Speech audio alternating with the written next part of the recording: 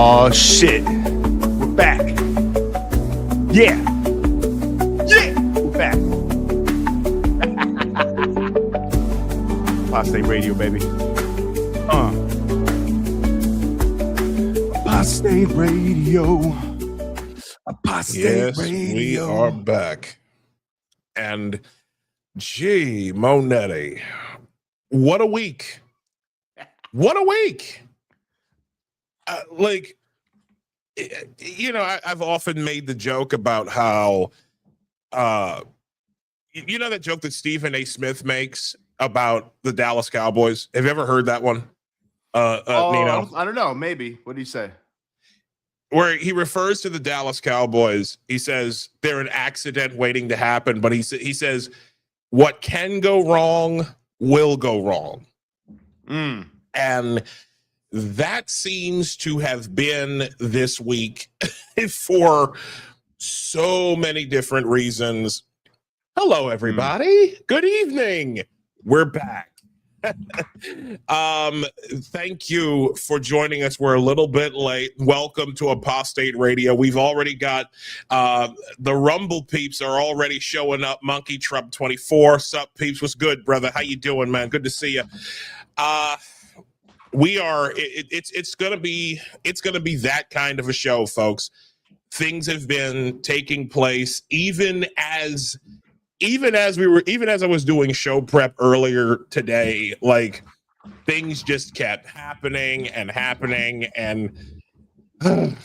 today we're finally. And this is our 40th episode ever, and we're grateful that you are here. We're grateful to get this thing started.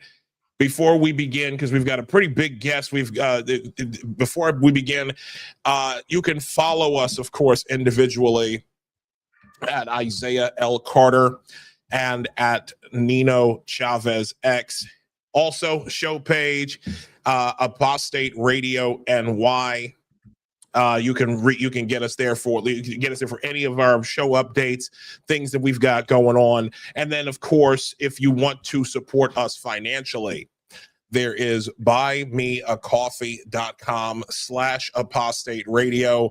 Please give as much as you can. We need coffee. Some of us need underwear.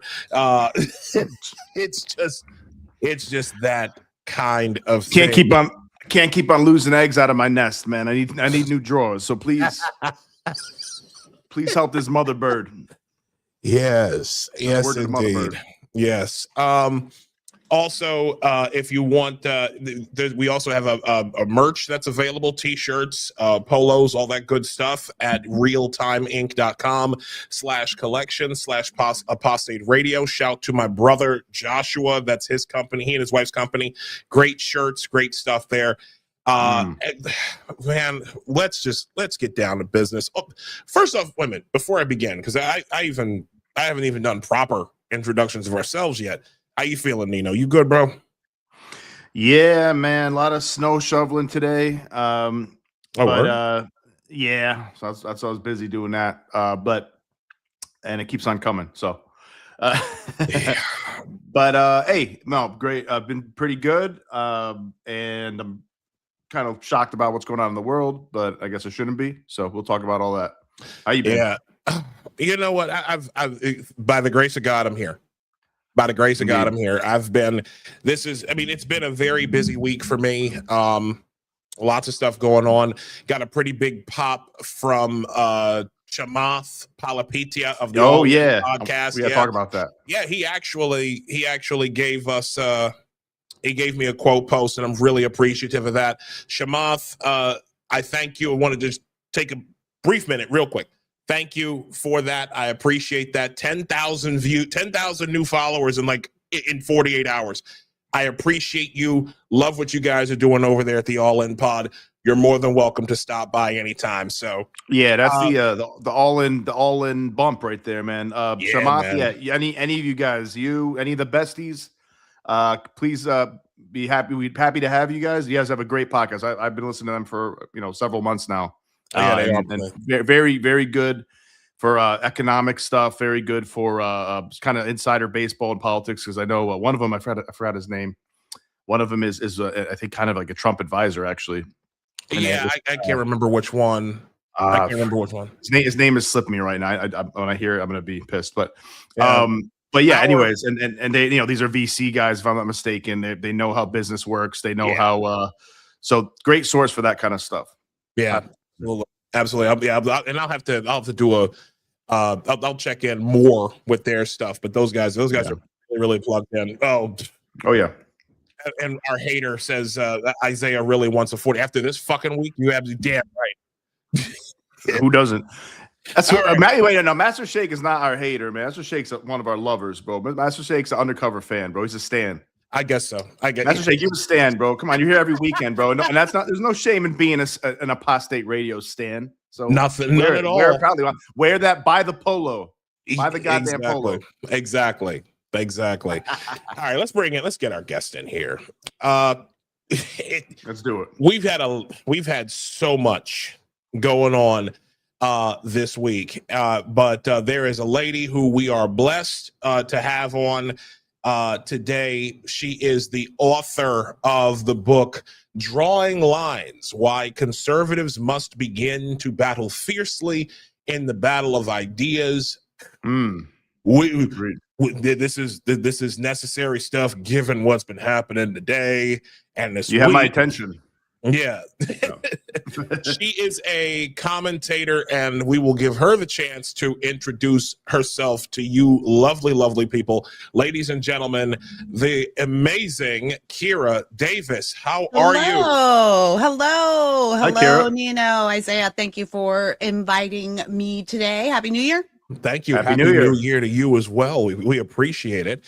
So before we get started, it's our thing here at on the show to give our first-time guests the chance to introduce themselves to our audience. So if you would take it away, let people know who you are. Well, my name is Kira Davis. I am a writer, podcaster, and communicator. And I have a podcast called Just Kira Davis. But I'm really well known for my old podcast, Just Listen to Yourself, which is a critical thinking podcast, which you can find anywhere. My Substack is justkiradavis.com. And my book, Drawing Lines: Why Conservatives Must Battle Fiercely in the Arena of Ideas, is available on Amazon. I actually wrote that book when I ran for school board back in 2022. And I realized that we were genuinely at war, and it was time for everyone to stand up, and we were still in the dark ages then. So I was giving, trying to give people encouragement and telling them, you need to get in the game now and in the battle now, wherever you are, whatever's going on in your life. Here are some ideas for what you can do right where you are. You don't have to run for office. There's all kinds of stuff you can do. But really encouraging people to become soldiers in the war. And I think, Isaiah, you're absolutely right. I do think that it is, it's really more relevant than ever in this day and age. And I think then it was almost prophetic that I was preparing people for where we are right now. And before I hand it back to you, I'll just let people know I'm also a fill-in radio host for Sirius XM channel 125, The Patriot. You can hear me filling in over there all the time. And then I fill in on radio stations across the United States. I'm actually a professional fill-in host. It's a thing that you can do. It's actually a job, apparently. And I really enjoy it. I get to see and hear lots of different people on lots of different platforms. And on that note, I will be hosting Dr. Drew's show on Tuesday. You guys might know Dr. Oh, wow. Okay. So yeah, tune into Dr. Drew's the man. Live. Yep. Very nice. Tuesday. So yeah, I'm super excited. I love Dr. Drew. So how did you get into fill-in hosting? Like, I'm interested in this. I want to ask about that. Like, before we get anything, update my resume. It's funny. How did you get into that? It's funny you ask. Yeah, well, and this is sort of full circle, but I got through Dr. Drew. Dr. Drew has a show. Although we haven't even communicated for a number of years, I literally just got this call. But Dr. Drew had a radio show in LA. I live in California. I live in Orange County. And at KBC, that's our talk radio show. And he had an afternoon show. It was a state show, you know, just for locals. And I was in there doing a guest spot one day. I was in there in the show before his. And when I wrapped up, he said, "Wow, I really loved what you said. Can you stay and do my show?" And so I was like, great, of course. I love Dr. Drew. And at that time, that was my first time meeting him. And I was like super geeked out because I remember him from Loveline with Adam Carolla. Like I'm a Dr. Drew stan. So I stayed with him and we had such a good time. That night he called me and he was like, "Would you be my fill-in host? Would you fill in for me on radio?" Now, I was a podcaster. What an so I had opportunity. some broadcasting experience. It wasn't like I was going in cold, but I said, well, I've never done terrestrial radio before, like on my own. He said, "Great, we'll set you up." And so I just did a few shows for him. His show ended up moving on. He ended up moving on to other things. But what it did was it set me on a trajectory in the radio universe. And then you just start networking, your name gets around, and hosting radio is harder than it looks because you're a slave to that clock. And so it's hard to find good fill-in hosts. So your name gets around. And eventually that led me to Dan Bongino. And so then I did Dan Bongino's show for 3 or 4 years. I filled in for him there.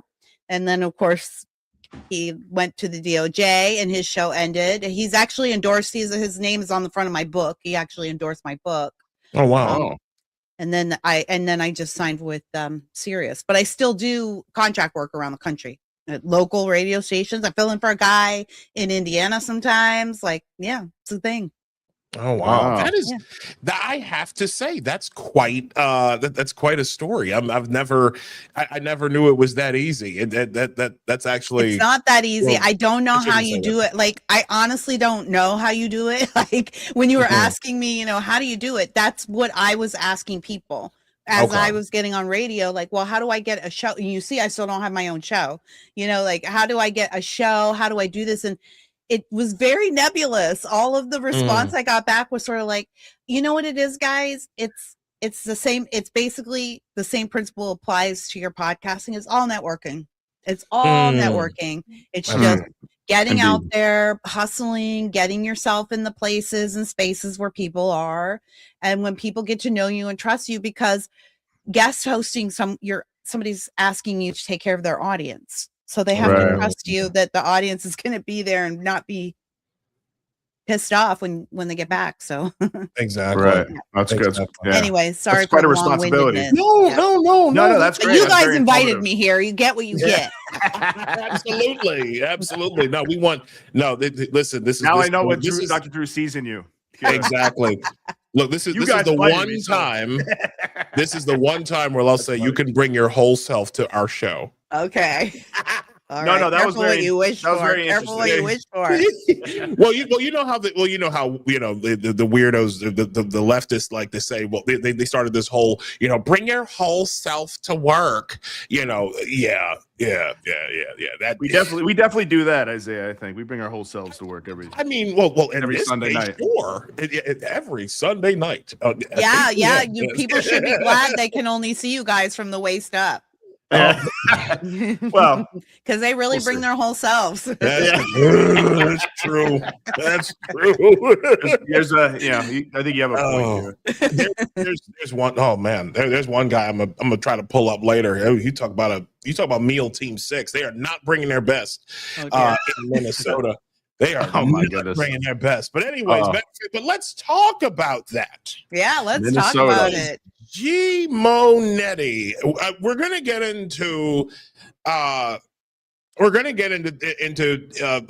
Insurrection Tim and Insurrectionist Jacob. We're gonna get into those guys, but something happened today that was just absolutely despicable.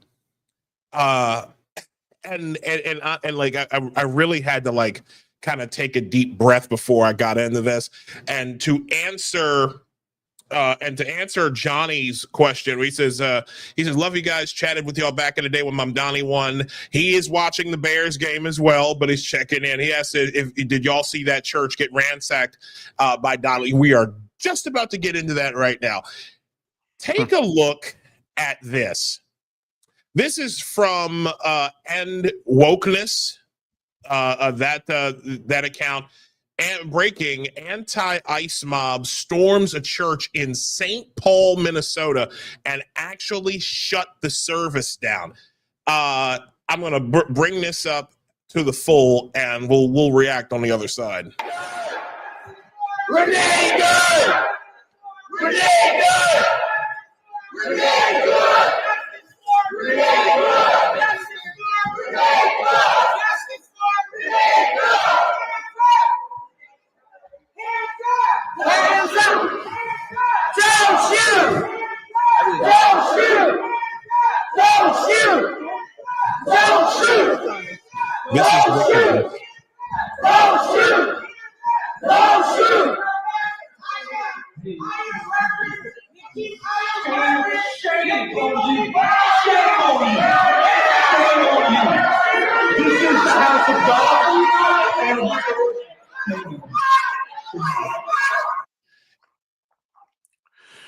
the left always they always know how to make friends, you know. Always know how to bring in allies. Kira, I'm gonna open up I'm gonna let you start this off, because to see that, I'm gonna bring up the rear on this. What are your thoughts on that? First thing I thought about was, during BLM, during the Summer of Love, when, there was some people eating in cafes and the protesters would come up, and we sort of were shocked by it. We said, oh, that's bad behavior. And even a few Democrat politicians said, well, that's poor behavior. We don't support that. But those were, as I said before, the dark times. Those were the dark ages when it seemed like we maybe were never going to win again, that these monsters had probably won, and we weren't quite sure how to deal with it. But it was a valuable lesson. What we saw in that church, and this is not one event, right? This is a cluster now of events. We've seen similar attacks. There was a man who was just visiting one of his houses, one of his properties, and they thought he was ICE, and they surrounded him, and he had to show them ID. And another guy got followed down the street because they thought he was ICE. And people were assaulted in a cafe. And this has gone beyond it hasn't been real protesting for a while. We've known that, but this has gone beyond sort of the agitators. This is war. This is what I keep trying to tell people. This is war, and these are soldiers. And when they bust into a church, when they start taking their protests off the street and inside the buildings, inside your place of business, inside your place of worship, let me see them march into a mosque. You know what I mean? Are they going to do that? No. Why? Because they're at war. Who are they at war with? Us, but ultimately God. Ultimately, this is war. And I just gave a speech the other day, and I was telling, it was to a women's club, an old ladies luncheon club, which are some of my favorite to speak to, because those ladies are based. They've seen a lot, man. And they have no tolerance left. So they look really nice and, demure, but they're really brutal. And I love it. I learned so much from them. But when one of the things I was saying is, don't you ever see these people and you go, oh God, they all look the same. They have the blue and red hair, all different colors hair. And they got septum rings, and they got the same loose baggy clothes and the same weird greasy haircuts. And they're not dressing that way. It's not a fashion choice. It's a uniform. It is a uniform. They are soldiers. Absolutely. It's a uniform. You saw the other day when Tim Walz suspended classes so the kids could go out and protest, the public school kids. And what did they do? They went out and protested. They're soldiers. Yep. So yeah, that is absolutely a violation. I was actually reading Acts, and then I'll hand it over to you, Isaiah, but I was actually reading Acts, and Hermit Dillon said, absolutely, this is a violation. A house of worship is not a public forum for your protest. It is a space protected from exactly such acts by federal criminal and civil laws. And nor does the First Amendment protect your pseudo journalism of disrupting a prayer service. Don Lemon, some people on the scene, did you see this? Some people on the team were saying that he led them in there. He told them that the priest was ICE. I've got the video of that. Don Lemon is one of the worst people on earth. I've got the video of that. By the way. Yeah. That's what kind of that's it for Don. Whatever grace I had left for him is gone. He's an enemy.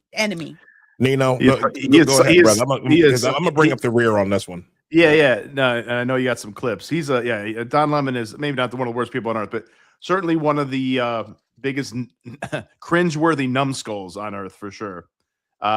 He's somebody I think very few people want to even associate with on either side. If you look at what he actually says half the time, he's a very strange person. But anyways, this is you're going against, there's people's places of worship. It's absolutely, I think most people, unless there's some kind of godless, religion-hating atheist person on the left, are going to be like very turned off by that. Like, why do you guys have to go into a church during a place of worship? People are worshiping at that time. That's really despicable. That's really important for people every week who are churchgoers to have that moment, that hour and a half or whatever it may be, where they're worshiping, they're coming together as community in transcendent fashion, reflecting on their lives, trying to do better in their life, trying to do better by the community, and then you come in and with your fucking Marxist bullshit, and it's really despicable, honestly. And I hope that gets spread far and wide. I hope everybody sees that, and and you're right. I think these are foot soldiers for the left, for like the Maoist left. They're all activists. They're all being trained in places like Minnesota since pretty young, younger and younger, to be activists first, students second, activists first, citizens second.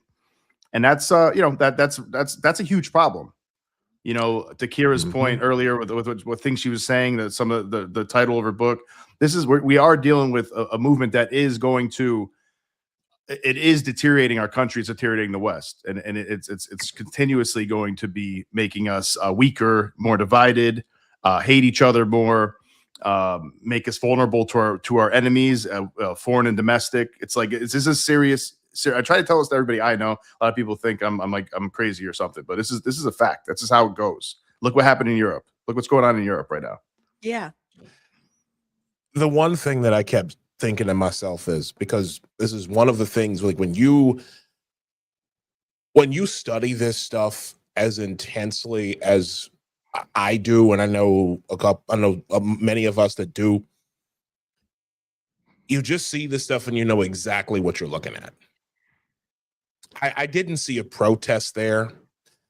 I didn't see. I mean, yes, I was reminded of the summer of the quote unquote summer of love.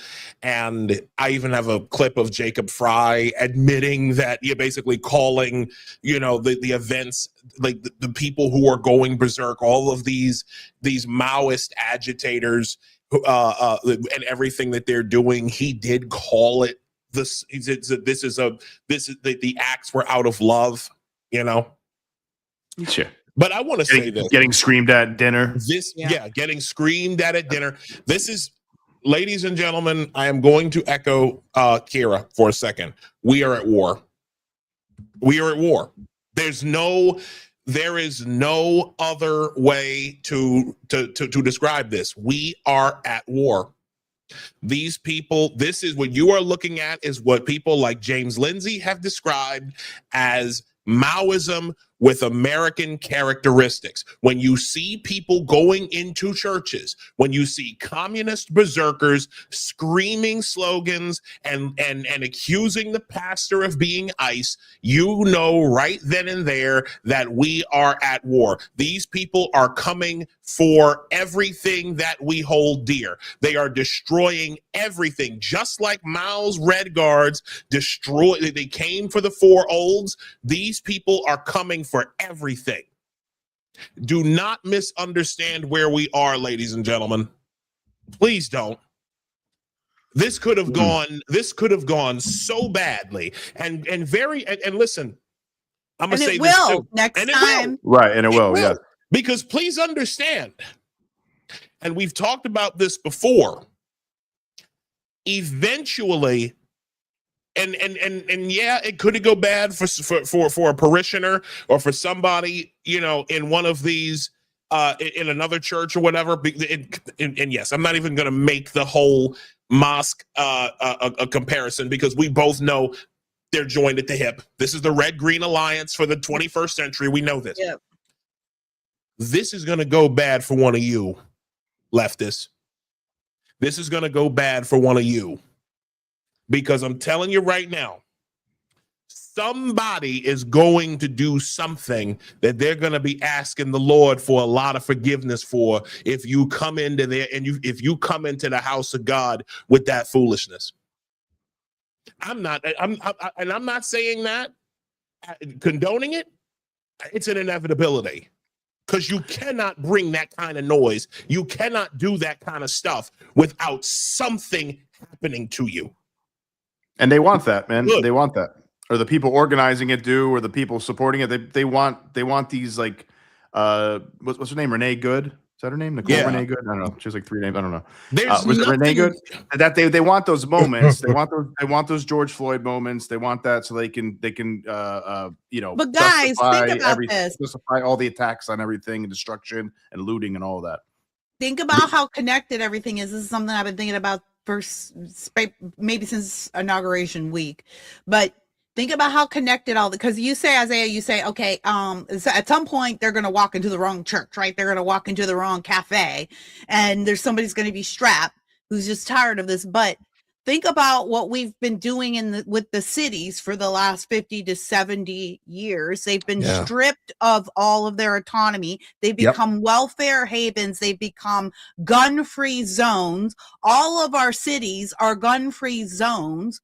We've left our citizens vulnerable. The cities were the worst lockdowns it was worse in the cities than everywhere else. And people were more compliant in the cities. So while you may say they're going to walk into the wrong church one day, maybe, but maybe not, because they've been working for 60 years in the city centers and they've got everything they want and neuter the populations. And now you have people who would let these people walk into their church.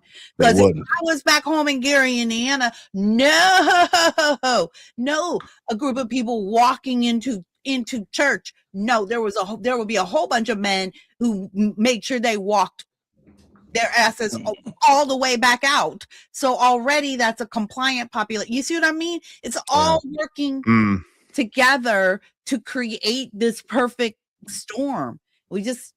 I don't know. It's just insidious. Is that against the law, by the way, what they did? It is against the law what they did. It violates the FACE Act, apparently, which I just found out from X. But yes, good. Hopefully they get in trouble, and hopefully Don Lemon gets in trouble too. Harmeet said they were on it. Yeah, listen, the investigations are one thing, but until people actually start going to jail, until we start seeing people get perp walked. I love you, Harmeet. I do. I love you. I appreciate everything you're doing. And honestly, I appreciate everything this administration is doing. But seriously, people need to start getting led away in cuffs. And I'm not just talking about the street animals that are outside, tussling with ICE agents every fucking day. I don't care about the street animals. Are one thing. I want the inner school. I want the outer school. I want the inner circle. Yeah.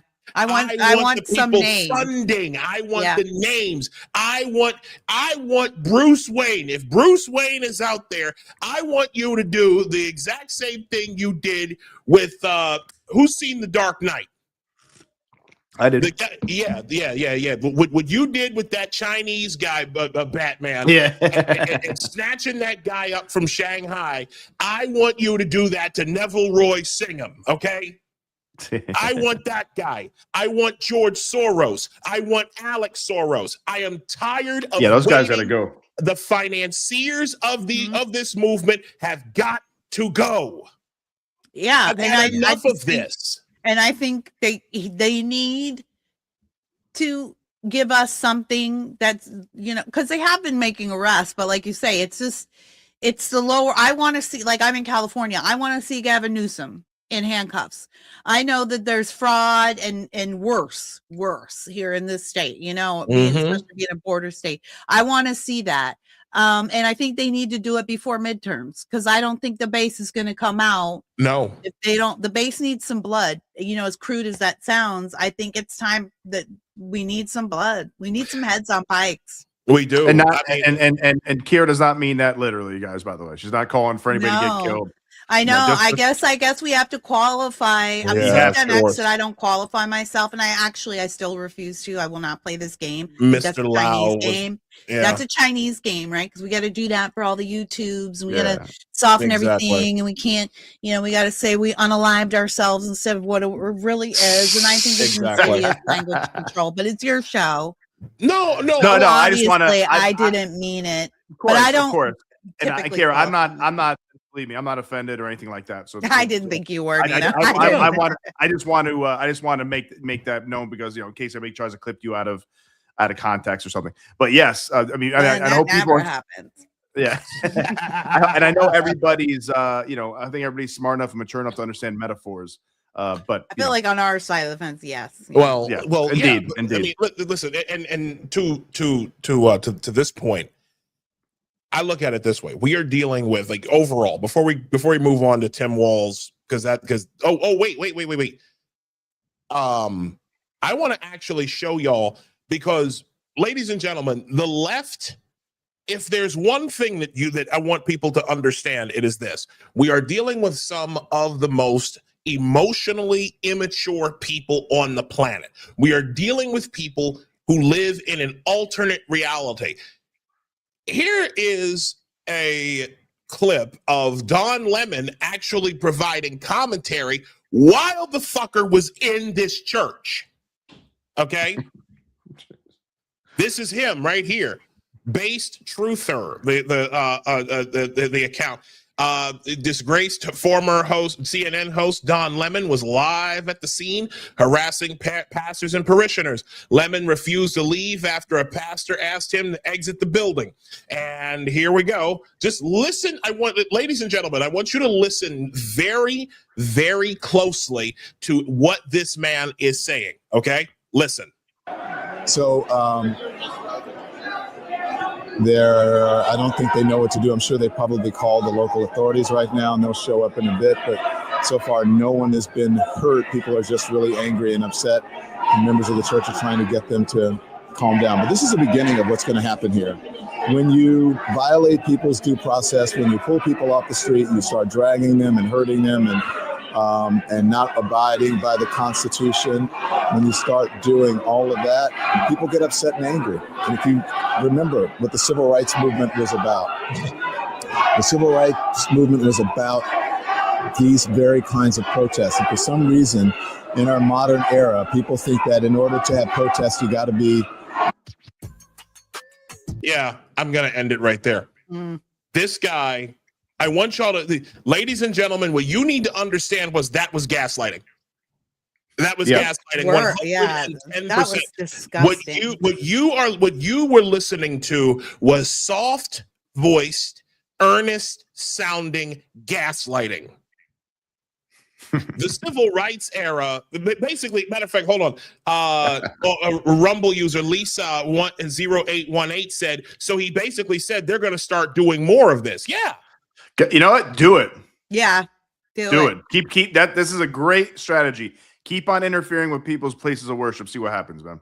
I mean, you think about what even like go to mosques, by the way, too. Yeah, right. Well, we won't see that. And that's also going to say something, right? That's also an affirmative of a kind to not see that. But I think about how Trump in that State of the Union speech, and him saying, I could cure cancer, and no one would say a thing. But really what he was saying is like, Trump has this amazing ability to make the other side show up for the worst kind of evil and the worst kind of people. He makes them root and cheer for evil. And this is the same way. He was sort of losing a little bit of the PR battle, because the left-wing media is like, they're totally in the tank now. They're not even pretending. You saw Don Lemon. They're doing the same kind of stuff on CNN.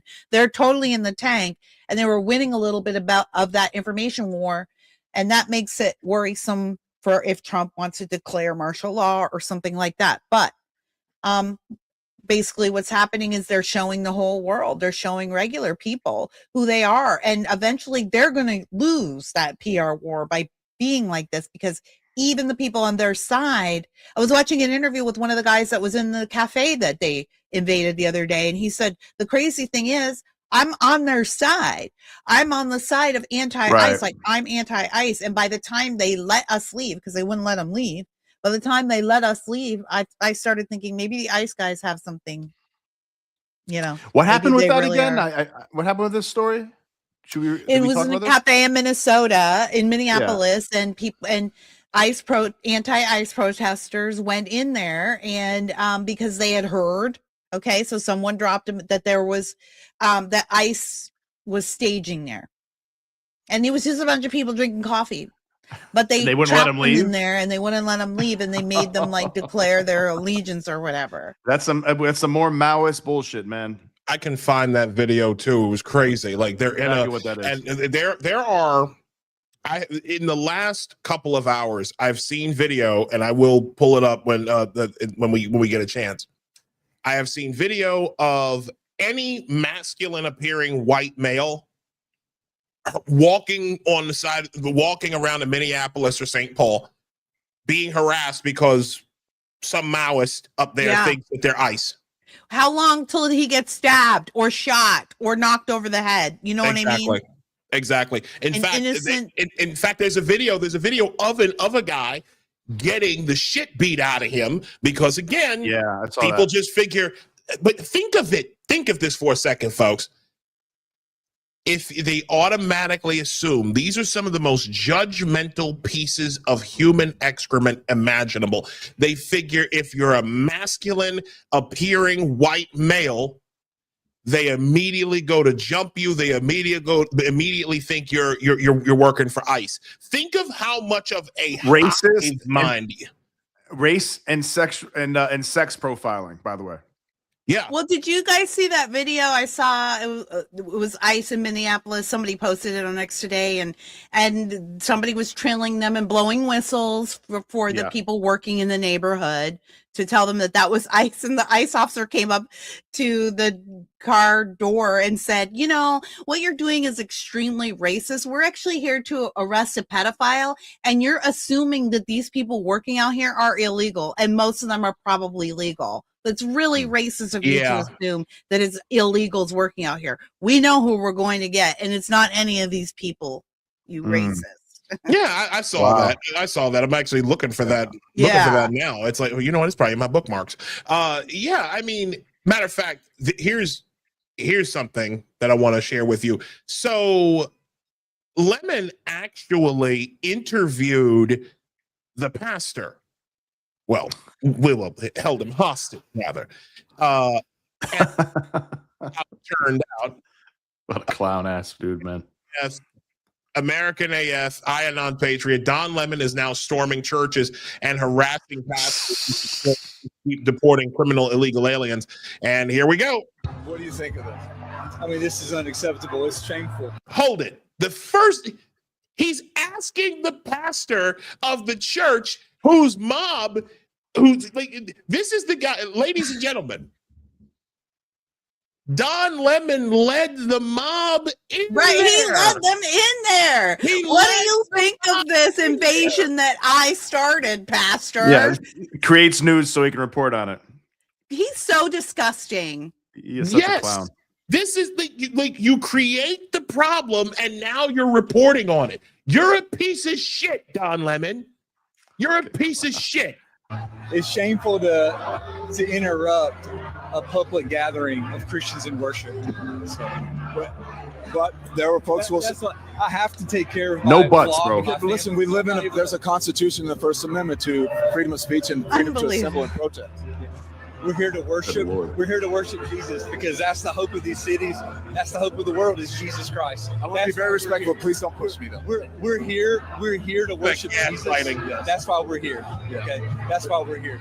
That's what we're about. Do you think Jesus would be understanding we're about and love these folks? We're about spreading the love of Jesus. But did you try to talk to them as a No Christian? one is willing to talk. Okay. I have to take care of my church and my family, so I asked that you actually would also leave this building. You don't want us to Unless you're here to worship. Unless you're here to worship. I'm always worship. I'm a Christian. We're here to worship. Oh, We're here to yeah. worship. Okay. Thank you wow. very much. This man Good is Lord, what an I asshole. want to see a perp. I want to see a Don Lemon perp walk. What This an is asshole. dog. That is a dog. Ladies and Yep. gentlemen, what you just saw right there, that is, again, an earnest sounding, soft voiced struggle session. What a disgusting human being. Surprised he didn't wipe his ball sack sweat on him like he did that guy at the bar. You guys hear about that? What? Yeah. Yeah. Well, that guy sued. Yeah, it was. I Don think, was Lemon it did that? Yeah, I think it was in Massachusetts or something. He walked Cape Cod, maybe, I forget. Nobody Uh, likes Don in the business. I have No, it on it- good authority. Even he's his an friends asshole. don't like him. And he's a clown and a narcissist. But yeah, apparently he walked up to some guy at a bar and allegedly, and there's reports on it. And like just I guess he's trying to hit on the dude because he's gay, right? He's trying to hit on the dude and he like wiped his ball sack sweat on the guy's face. Who fucking does that? That's what, if I remember correctly, that story. I guess. Don Lemon. Don Lemon. We're talking Lemon about a does guy. Listen, we're talking about a guy who used to get drunk who used to get shit faced on air on live television at every New Year's Eve when he worked for CNN. Y'all remember that? But that's somebody who thought he was untouchable. You know, Yep. like your grandma might Thought he was say, the he was man. just smelling himself. You know, he just really got real cocky and thought he was untouchable and thought that he was very valuable, and he wasn't nearly as valuable as he thought. But I just watching that back, him in that church, the absolute gall to lead the mob in there and then Crazy. interview the pastor and then say, well, what do you think of this? What about these people? Don't you want to love them? As if those people didn't just barge into his church. He didn't take the church into the street. The street came to the church. And then Don Lemon said, well, why don't you just want to talk to these people that busted into your church and are assaulting you? Now, these people are dangerous. We've seen how violent they can get. These people were scared. And then Don Lemon has the nerve to get super gay about it when the pastor puts his hand on his arm. Don't push me. Dude, you broke in here. Please, Harmeet Dillon, please go arrest Don Lemon. Yes, please. And do it on national TV, please. Yeah.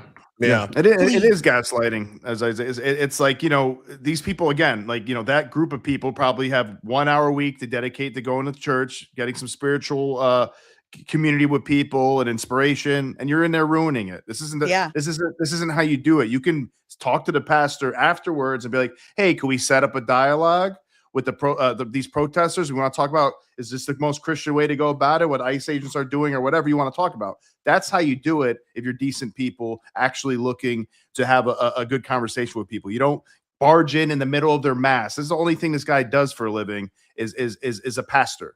And he's there for people to worship Christ. And that's the only thing you're supposed to be doing there that day and that time. Which you is don't come in there and demand. Yeah, you don't go in there and demand. It's like going into a doctor's office while they're in the middle of surgery or something and being like, hey, don't you want to talk about what ICE is doing? It's like, no, get the fuck out of here. Get out of here. He acted like those people's like, he was like, well, when this is what necessarily happens when you make people angry and people are so oppressed. And so people are going to, no. Dude, again, none of these people in the church were outside the church. They were inside the church, minding their own business. And not one of them, as far as I know, dragged anyone off to ICE. Like, if just the gall, he deserves to be arrested. Now there's terrible. One last thing. Because the one thing that I'm going to insert, okay, is this. These people do not believe in individualism, okay? I want to make that perfectly clear. Right. They do not believe in any form of individualism. These are people who see the world through power, through friend-enemy distinctions and groups. Okay, they are collectivists to their very core. Okay, and as such, if you are not one of them, then if you are not one of them, it's very simple. If you're not one of us, you're one of them. Okay, that's basically what we are dealing with. That is the type of anti-human scum that we're dealing with. Yeah. But I want to show this because there is someone. It looks like Black Lives Matter is starting to get into this foolishness as well. Take a look at this. Oh, they need more money, man. They need more money to buy more houses. Social justice activist Nikema Levy Armstrong, in a Facebook post, accused the pastor. I guess this is how it started. Accused the pastor of City's Church of being an acting field director for the ICE office and expressed gratitude to the activists who joined her in storming the church. So here we go with this, and yeah, we'll take a look at this. Here we go. Pastor here. He is also the director of the field office for ICE in St. Paul. So someone who claims to worship God, teaching people in this church about God, is out there overseeing ICE agents.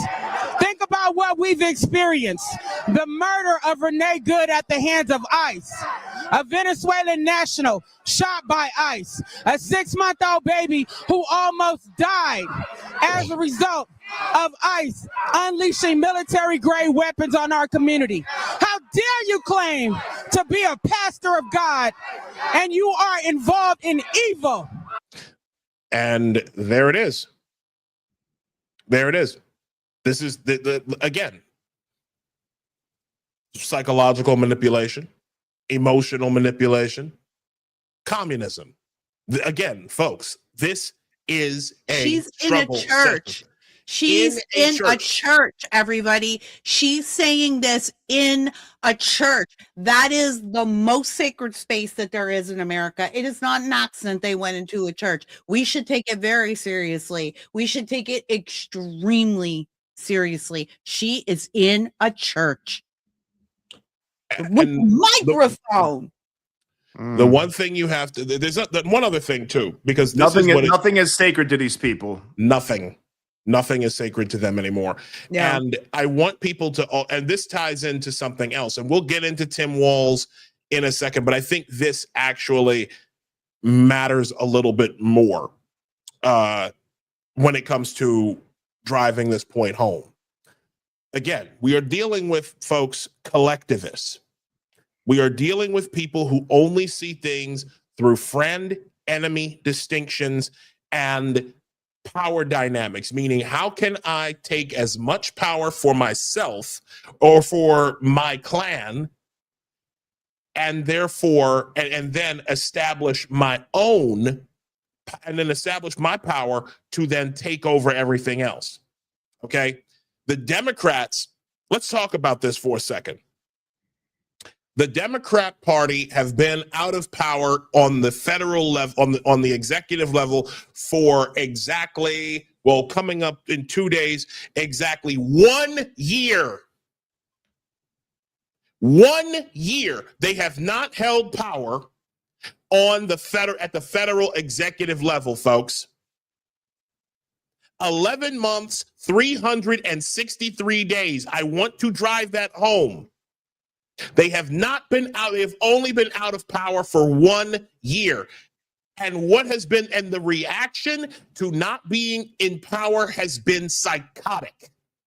I want to show you a video of Jennifer Welch. Jennifer Welch has to be, speaking of psychotic, Jennifer Welch has to be one of the most psychotic women I have ever heard. And she's here in this video. She's talking to a Jim Acosta, who's probably if there was a dictionary description of dickless loser, Jim Acosta's face would be on would be in that description. Watch. The blue tsunami means that Congress is going to haul Elon Musk, big balls, and a bunch of other people's ass in front and say, what crimes did you commit? And it's going to get really serious. And the same with Trump, because I believe, and this is just my opinion, that Trump and all of the bottom-feeding morons surrounding him and Elon Musk and all the bottom-feeding Klingeroners that surround him, I think they commit crimes every day. And I think to reconcile all of this is going to take hardcore, not integrity Democrats. Fuck you, Democrats. Fuck you for fucking over our country. We are serious about this. We are prosecuting. We're going to uncover every document, every phone call, everything you did. We will be relentless about it. And that's the mindset they've got to have, because I think the electorate is going from, we've got to get him out, but also we want accountability. There has to be accountability. You have to have a situation where there's accountability. And I talked about this the other day with Fanone, the former MPD police officer who almost got killed on January 6th. You know, he said, and I think it's true, that it's more than just the Dems win back the Congress and the White House. We have to change this John Roberts Supreme Court decision that gave the President of the United States a blank check. No man or woman should be above the law in this country. And Donald Trump sure as shit should not be above the law in this country. And I think the Democrats have to talk about it in these terms, that, listen, if we get back in there, and I'm not saying I'm part of the Democratic Party, but I'm saying you are the way the Democrats. I can't believe he said that. Yeah, he just let that one slip. If you guys are going to cling to this idea that Donald Trump is unaccountable, it's just not going to work. And that's enough. Yeah, that's enough out of this bitch. Well, didn't he say in that clip in a little bit about how they need to pack the Supreme Court and add? I think it was that clip, or maybe I'm thinking of another one, or she said that. But that's another thing they're trying to do. So they need to get power over completely everything again for another, 4, 8, 12 years again. They already dominate universities and Hollywood and culture and legacy media. They need to control everything and not allow any other differing viewpoints. Kira, go ahead. What are your thoughts? I think they're broadcasting what they're going to do. And basically they set themselves up for this, and everything from here on out, y'all, everything a Democrat or a progressive says is projection. It's all projection. They're telling you what they did to you. They're telling you what they're going to do to you, and they're telling you what they're mad about you doing to them.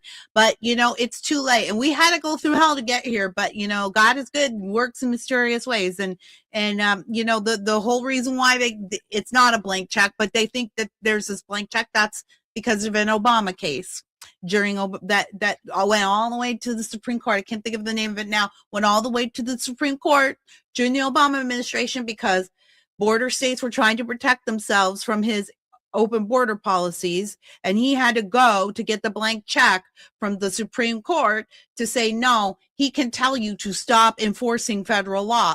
Jan Brewer, I think, was the governor of Arizona at the time, and she wanted to enforce federal immigration law, and Obama said, no, you can't. I don't want you to. And so I can tell you not to enforce it, just like I can tell you to enforce it. And they went all the way to the Supreme Court, and the Supreme Court, which was a liberal court at that time, took Obama's side.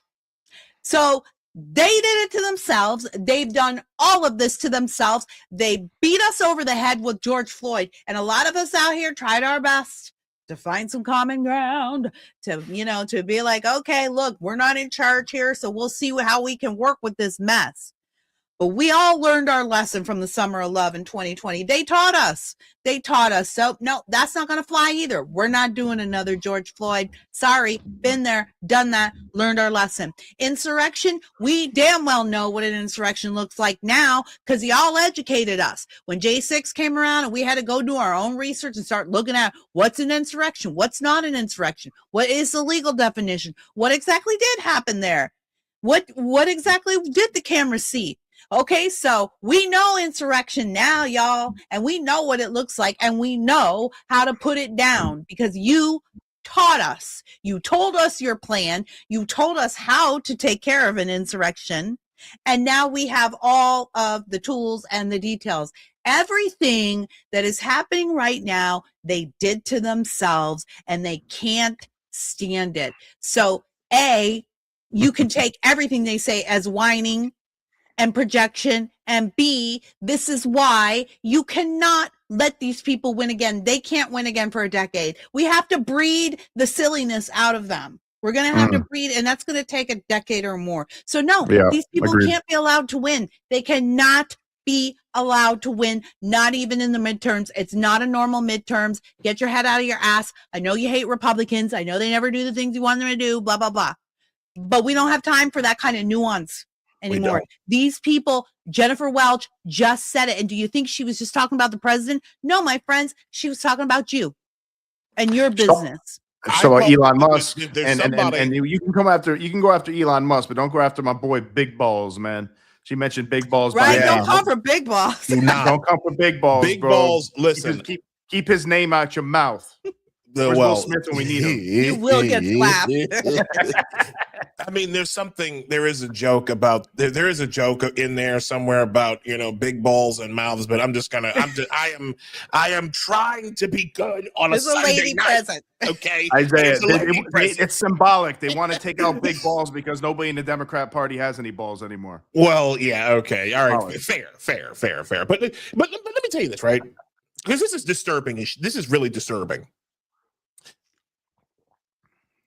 There's a guy that I know. I'm obviously not gonna name names, but I saw it last week. This guy, who I've known him for years. This guy said he made a Facebook post about how he wanted to punish somehow, some way, the 77 million people who voted for Donald Trump in 2024. Yeah. There it is, people. Yeah. Because let me tell you something. It does not, if regular degular people, we're talking about white liberals, if white leftists are saying that type of thing openly on social media, talking about what they want to do, remember what Donald Trump said. They're not after me, they're after you, and I'm in the way. That's what they said. That's how this has always gone, and there it is. They're not just looking for a way to get Donald Trump. Believe you me, what are they going to do to him? There's nothing they can do to him now. And he's going to be dead soon anyway. Right, he's going to be dead soon anyway. We're talking about a man who's going to be 82, 83 years of age. They already tried to kill him. And he loves McDonald's way too much. Well, actually, 3 times, right? So, with that, who are they going to go after? Who can they go after that it's going where they know it's going to hurt? COVID was the test case. COVID was the test case. That COVID was the stress test. You saw who they came after, and you saw who they didn't come after, right? You saw who got to go live their lives and go party in their restaurants and have their birthday parties and have their events, go to the Oscars, go to the Super Bowl, right? Yeah. They didn't, you saw it. And they went to the church. They just broke into a church, y'all. So yes, of course they're coming for you. They went to that church, didn't they? They're coming for you too. They're standing in a church right now in America. They're coming for you too. So it's not a question of if. And you ask, and if you think I'm being dramatic, then you think of your friendly neighborhood or family liberal or progressive, somebody like Isaiah's friend that you see post. You think about that person and let's do a hypothetical. Let's say that next election cycle, the Democrat wins, you get President Kamala Harris, let's just pretend. And she says, I'm signing an executive order today on day 1. And for the next 6 months, you can turn in any friend or any family member you want. If you think that they are thinking wrongly, if they voted for Trump, call this number, turn them in. We will take them off to a camp and we will re-educate them. You will not ever have any blowback. You will get full immunity. It will not affect you or your family at all. But we're just asking you to make this call. Do you think that person would do it? In almost every case, the answer is yes. Yeah, I it's realized that communist. after they killed Charlie. I was like, you know what? Those people that are cheering, some of them I know, they would cheer for me. They would cheer for my death. They would cheer for my son's death. Yeah, I saw that too. I saw. Look, I got the enemy. I saw, and I mean this. Like, I saw coworkers, people I've known for years, people I've worked alongside with, like folks who make it very clear that, like, who cheered openly for Charlie when Charlie got shot. I couldn't believe some of the stuff I saw. They do the same for you. They would. Oh, I know. But maybe not you. But what if Nino got, they'd be like, my son said that too. He said, I realized there were some friends I had who I didn't think they would cheer if something happened to me in the name of politics, but I realized they would cheer if my mom. They would cheer if my mom got killed. And all they got to do is find one clip that offends them a little bit from one of us and be like, well, you shouldn't have said that. I mean, that's what I saw quite a bit of, even if they weren't cheering. Like a lot of people were like, well, but he shouldn't have been talking like that. He shouldn't have been talking like that. He deserves to get shot in the neck. He had a comment. You do not deserve to be shot in the neck for having actually the right opinion, first of all, but having opinions about things. You don't. Not in America. Well, remember, these are crazy totalitarian fucks. Hey guys, can I say something here? There's about 10 minutes left in this Bears game. I'd like to catch the last 10 minutes. Okay. Hey, you want to come back on after? Yeah, how long are you on for? We're on for a bit. This is a 3-hour show. Oh, I didn't know I was coming on for 3. I thought I was doing 5 to 6. Oh, I can't do 3 hours. I am so sorry. We didn't discuss that. I definitely can't do 3 hours, but maybe can come back. You can come back. Of course you can. Yeah. Of course, maybe I'll do that. I got it. Yeah. I'm not. I get it. I get it. If I don't catch the last 10 minutes of this. No worries. I understand. And my apologies, Isaiah. I did not know the podcast was that long. It's a little bit long for me on a Sunday night, but I got you. Totally understand. Totally understand. I'm sorry. Totally. Yeah. So go ahead and check that out. Go ahead and check that out. All right, I'll let you know if I'm coming back. Thanks, guys. All right, Kira. Thanks. All right, Thank thanks. you I'll see you guys so much. All right. Yeah, that was interesting. Well, I like that we have a casual show like that. I think I like that. I like it's a hangout. Yeah, it's a hangout. If people want to come and go, great. If you gotta leave early, you gotta leave early. Now I just realize why it's tied. The game is tied. The Bears game's tied. Yeah. Lisa 0818 just said the Bears game tied. So no wonder she got up. No, Graham Linehan. Remember, he left. He had like a dinner date or something. He had to go. About an hour into it. So it's all good. To hammer the point further, though, because Logic from the Just the Guys podcast will be coming through. Coming on, right? He'll be coming through shortly. But I want to give people a little bit more of an understanding as far as what we are dealing with. Okay. This is the minority leader of the House, Hakeem Jeffries, congressman from New York, making it very clear that they're coming after all of us. They're coming after everybody. Listen. So there's two things to keep in mind here. First of all, there's accountability for the corruption and the chaos that Donald Trump has unleashed on the American people from the very beginning of his presidency on January 20th that should be tied directly to the Supreme Court and the 6 right-wing justices who basically gave Donald Trump, without justification, blanket immunity. And he's been out of control ever since. So that's problem number one. Problem number two, of course, is the fact that there are so many different corrupt sycophants within the Trump administration, including but not limited to within the Department of Justice. Now, these people don't have immunity. And the reality is the statute of limitations is 5 years, and there will be accountability with the next administration, if not before, when Democrats take back control of the House of. I just want to ask everybody, I want to ask people this question. Okay. And looks like Kira's back. So my husband was like, this last 10 minutes is going to, I'm out of breath because I was running back up the stairs. He was like, this last 10 minutes is going to be like 30. I'm like, you're right. I'm not. You so get me when it's like a couple minutes left. I got you. Okay. Well, well, no, but you come in whenever you want. It's all right. Great. Okay, good. Well, I'm back. And when I got myself a beer, too. You know what? Oh, you got a beer too. There we go. Hey, there we go. It's football.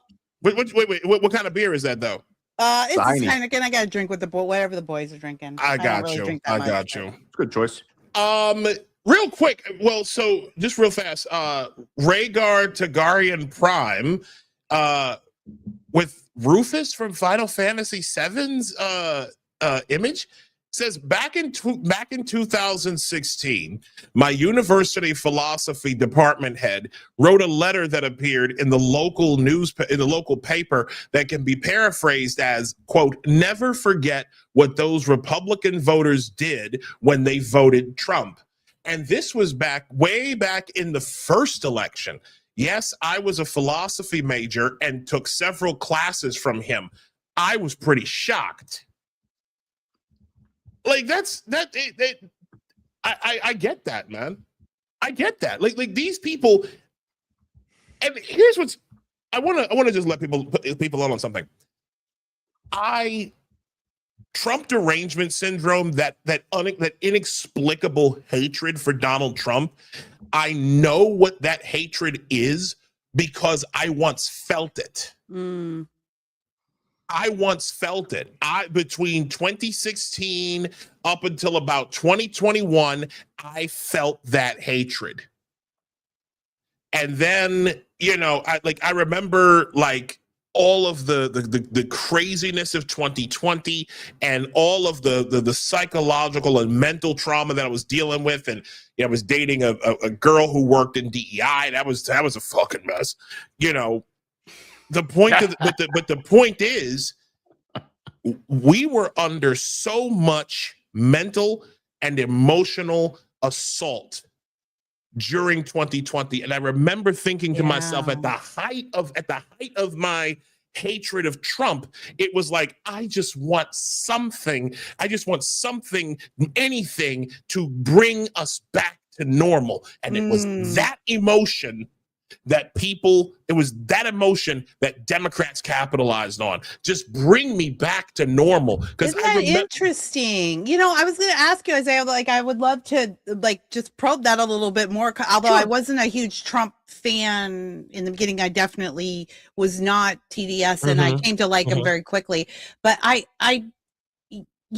about what is it that was so difficult about it? Was it that you felt that everything was out of control, or did you feel like this genuinely was a very dangerous person, and why can't everyone see it? Or did you feel resentment towards your fellow citizens? What exactly was it that just really was so, I think about when I look at Rosie, what is it about this that just grips you? So I will tell you this. I'll go through my journey as quickly as I can, because we're talking about, I'm 43. This is something that goes back to about 2008. I was raised in a conservative household. Both parents, loyal conservatives, voted for Donald Trump all 3 times. Okay. They're great people. Shout to Kevin and Robin. I love y'all. Love y'all, mommy, papa. Love you. I went through a period in 2008 where I voted for Obama. I voted for Obama because I didn't like Sarah Palin. And then there was a time when I voted Democrat because I was upset at the George Tiller murder in Topeka, Kansas, with doctor's abortion doctor. Yeah. That's when I made my full turn to the Democrats. And I was in the wilderness a long time. Throughout the Obama years, and even during the first Trump years, it was just, there was a thing about Trump that just had me think to myself, you know what? Nah, he can't win. He won't win. He won't. He's got it in the bag. And I genuinely believed, when he got elected, it was like, I thought the world was coming to an end. I did. I thought the world was coming to an end. I voted for Hillary Clinton 10 years ago. I thought, because I thought that, she had all of the expertise and all this other kind of stuff. Little did I realize that, 5-6 years later, I'd learned that we were being slow walked into a one world government, and she would have been been one of the fast tracks to it. So isn't that interesting? Because again, just to go back to they've been prepping us for years. None of this is an accident, and it's all connected. So back then, the thing that was making you most anxious was the idea, you knew this was a lock. You knew this woman was going to win. Everybody told you. Everybody said so. Every TV show, every analyst, everything around, every movie star said it. And of course, we remember how shocking it was when he did win, and it threw a lot of people for a loop. But what it did is it instantaneously set you and a bunch of other people who were thinking or voting like you up for not only extreme disappointment, but for rage. Then you couple that with 4 years of Russia, right? And now you're ginning up rage, suspicion. You're teaching people not to trust the process. You're teaching people not to trust the data. You're teaching people that you really can't trust the system, because she was the most qualified candidate in history. You heard it over and over again. And she was supposed to win. You heard it over and over again. So then that leads into 2020. And now you have a bunch of people who are suspicious and have been fomenting rage for 4 years and have been planning and plotting for 4 years. Leads to 2020. 2020 didn't work. It did work out for them, but not the way they hoped it would. Ultimately, we see that here. But to me, I'm listening to your story, Isaiah, and what I hear is patterns. What I hear is a total setup from the start to grab people, and the people who are like you, who are curious enough to think about stuff on your own and come to your own conclusions. I think, you're the gotaways. You weren't supposed to do that. You weren't supposed to be thinking about it. I wasn't. No, you weren't supposed to. And so people like you never were really one of them, right? You were always one of us. You just were sidetracked, but you're a curious person and an intelligent person. So your brain was taking you in different places as you were working through things, but you eventually worked your way to the truth. Well, this is Apostate Radio, Kira. So we're both, me and Isaiah are both former Democrats, lifelong, until, and even progressives. Until recently. Me probably like 2017. That's pretty recent. Yeah.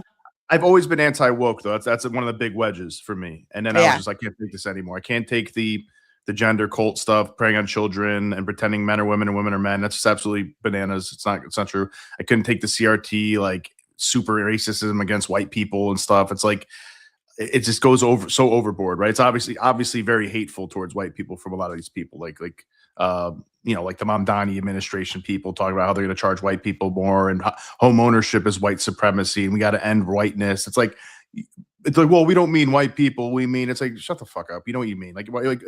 Even if you don't mean that, it's supposed to have the desired effect of splitting people apart and enraging people and creating the monster that you want to create of white supremacy and a white nationalist backlash, which they've created. They've revived something that was basically dead, honestly, because, that was pretty much dead 15, 20 years ago. Maybe it's in the fringes and some stupid little militias or whatever. They have no influence really. And now we got Nick Fuentes, right? So these are all intentional ways of disruption, demoralization, subversion in our country. But it's just a comment on what you're talking about. I think what I went through too, I thought Trump was funny at first, because I was a Democrat. So I was like, oh, he's making fun of all old Republicans like the Rubios and Ted Cruz's of the world. And he's insulting them. It's like wrestling. I used to love wrestling and stuff. So I was like, this is great. This is funny. And then he gave his speech at the RNC, and I was like, after a year of hearing legacy media tell me, he's a fascist, he's going to be a fascist.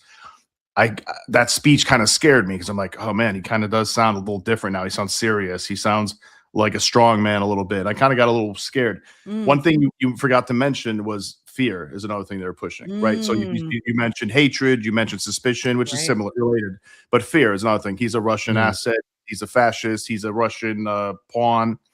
So, really what the big thing was that Isaiah, myself, and other people I think we're going through before we switched and got out of that, became apostates, getaways, as you said, is that we were dealing with, complete control of legacy media. And we grew up in as millennials, we grew up in a culture of complete liberal dominance of media, whether it's Comedy Central, whether it was all the news channels besides Fox, and Fox was like thoroughly discredited, and gaming, gaming. They started taking up Hollywood, definitely. Most TV shows, definitely. Fox News is a laughing stock, for 20 years to everybody. I used to watch MSNBC faithfully. MSNBC, terrible. MSNBC is bananas. But that was all supposed to be taken seriously because we're on the left, and like these are the good people. The left is the good people. Democrats are the good people, and Republicans are the racists. Only care about rich people. They're sexist. They're Christian, crazy Christian people. Like that's what I'm sure Isaiah got from that. I definitely did. I did. And it was worse. I'm sorry, but like I was without excuse even more because I come from a Christian family. My parents are, maybe one day I'll have them on the show, but my parents raised me. I am the oldest of 5 boys. Okay. My parents raised us all in the nurture and admonition of the Lord. I knew what I was raised in. I knew honestly, I was a rebel.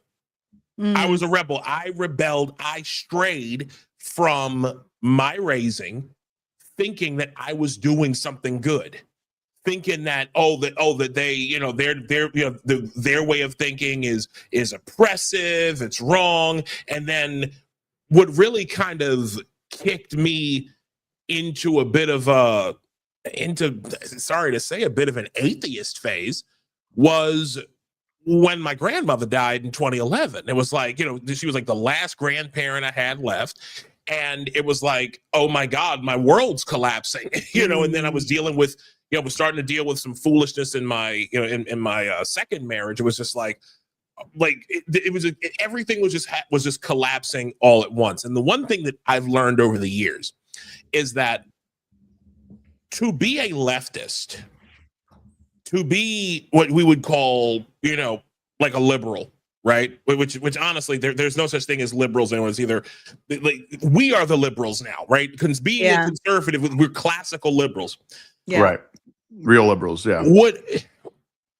The one thing that I've noticed about leftism and all of its different forms is that it takes root the fastest in emotionally immature people. Or unhinged people.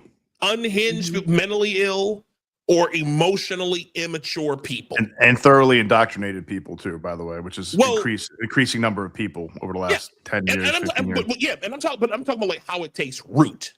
Okay.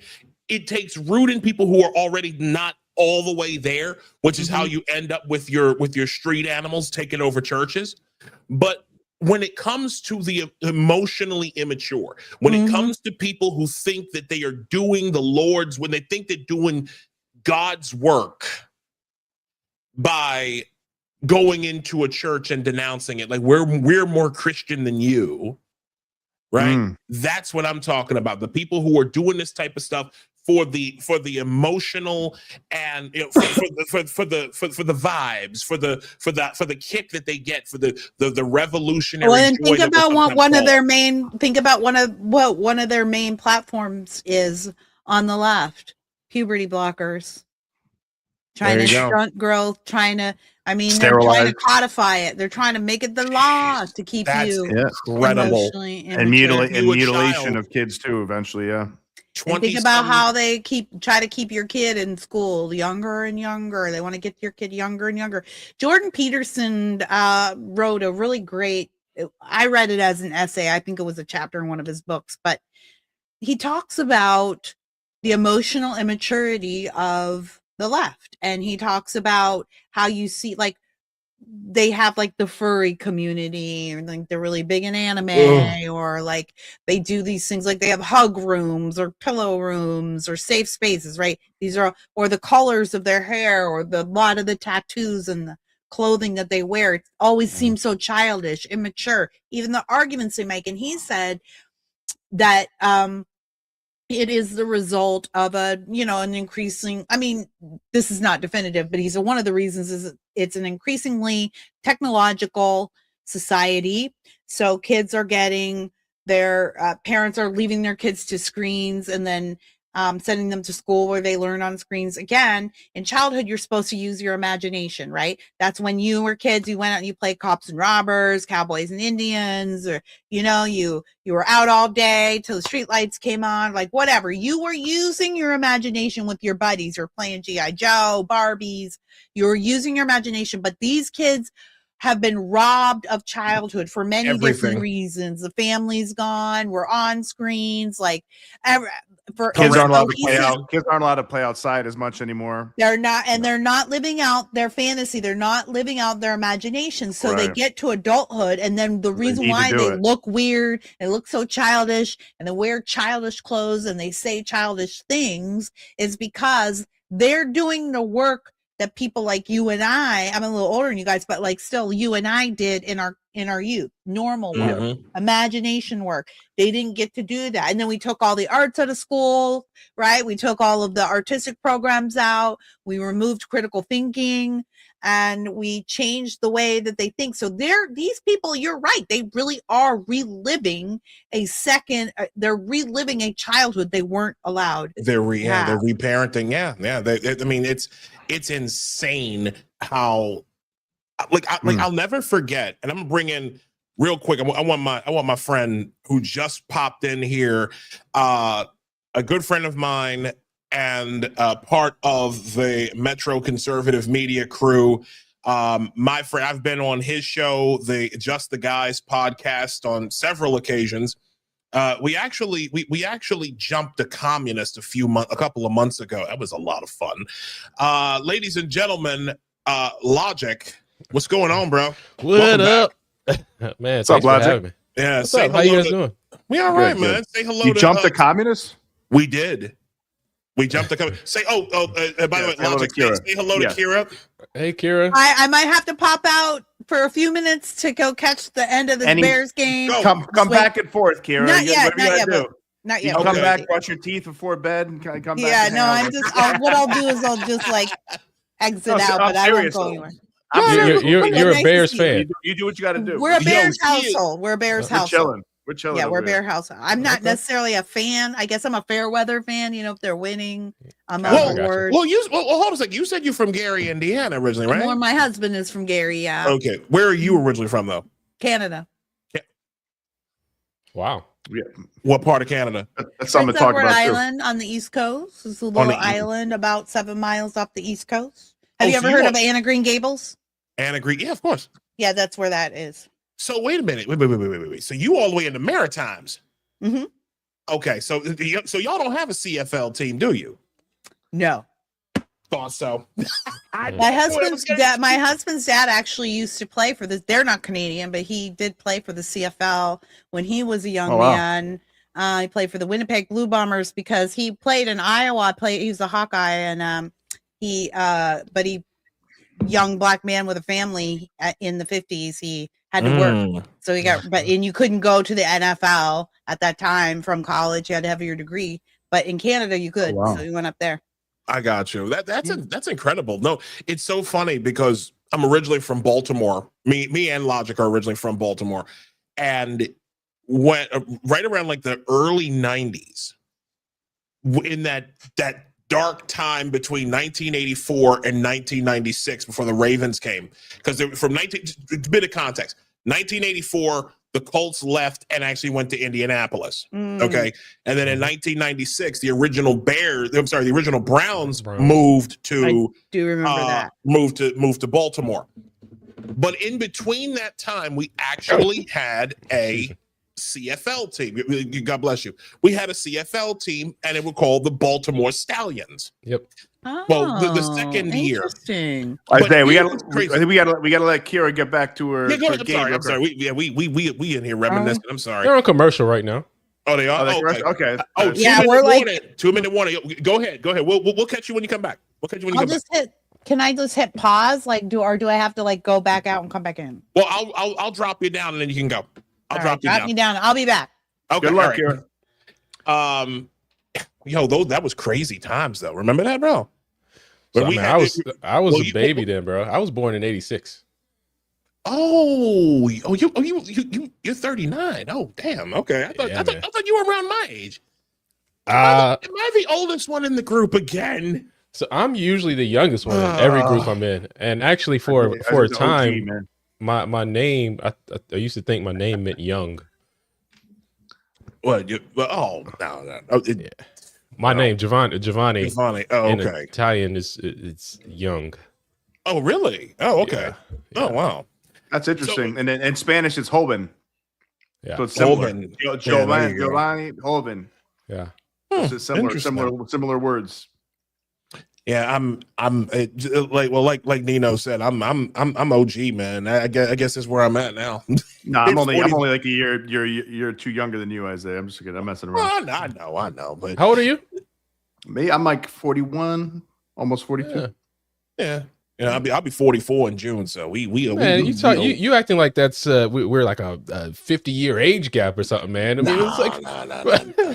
Ain't that much. 4 or 5 years, bro. But what's funny is that you and my wife are both part of that 1986 crew. Yeah. She actually, and Karine actually has this. Like she's got like a chain that says 1986. She wears that like all the time. Oh, wow. It's crazy. Yeah. Okay. So I want to talk real quick because you kind of missed what we were talking about earlier. And by the way, I did find that video, Nino, of this white guy that was accosted by like this part of the individual struggle session. Here it is right here. Yeah, it might be good to share that. Yeah, this poor bastard, man. Look at this shit. Where you going? Jesus. Huh? Are you ice? Maniacs. No. Do you like ice? My Say drink. Ice! Say it! Say it, bitch! You're a bitch! Your mom's a bitch! Say it! Good Lord. What a maniac. You! You, Nazi! You, Nazi! You, Nazi! Are you kidding? No. This is wild. That guy was like, I can't tell if he's like trying to prank or something. Like, what the hell is that? Like, how do you have that much energy for somebody who's not even like you're protesting ICE? The guy's not even ICE. Does he know that guy? I don't think so. No, does he know that guy? That was in Minneapolis. Like that's literally again. They are now. What you are seeing in Minneapolis as we speak, ladies and gentlemen, is a full-blown Maoist takeover. That is what that is. When they're accosting people with phone in hand, screaming, "Do you like ice? Say it, bitch!" Like what? Do I like ice in my drink? But then what? Like if you say yes, what then what? You deserve to get killed. Right. Yeah, exactly. Then what? No. You deserve to get beaten down.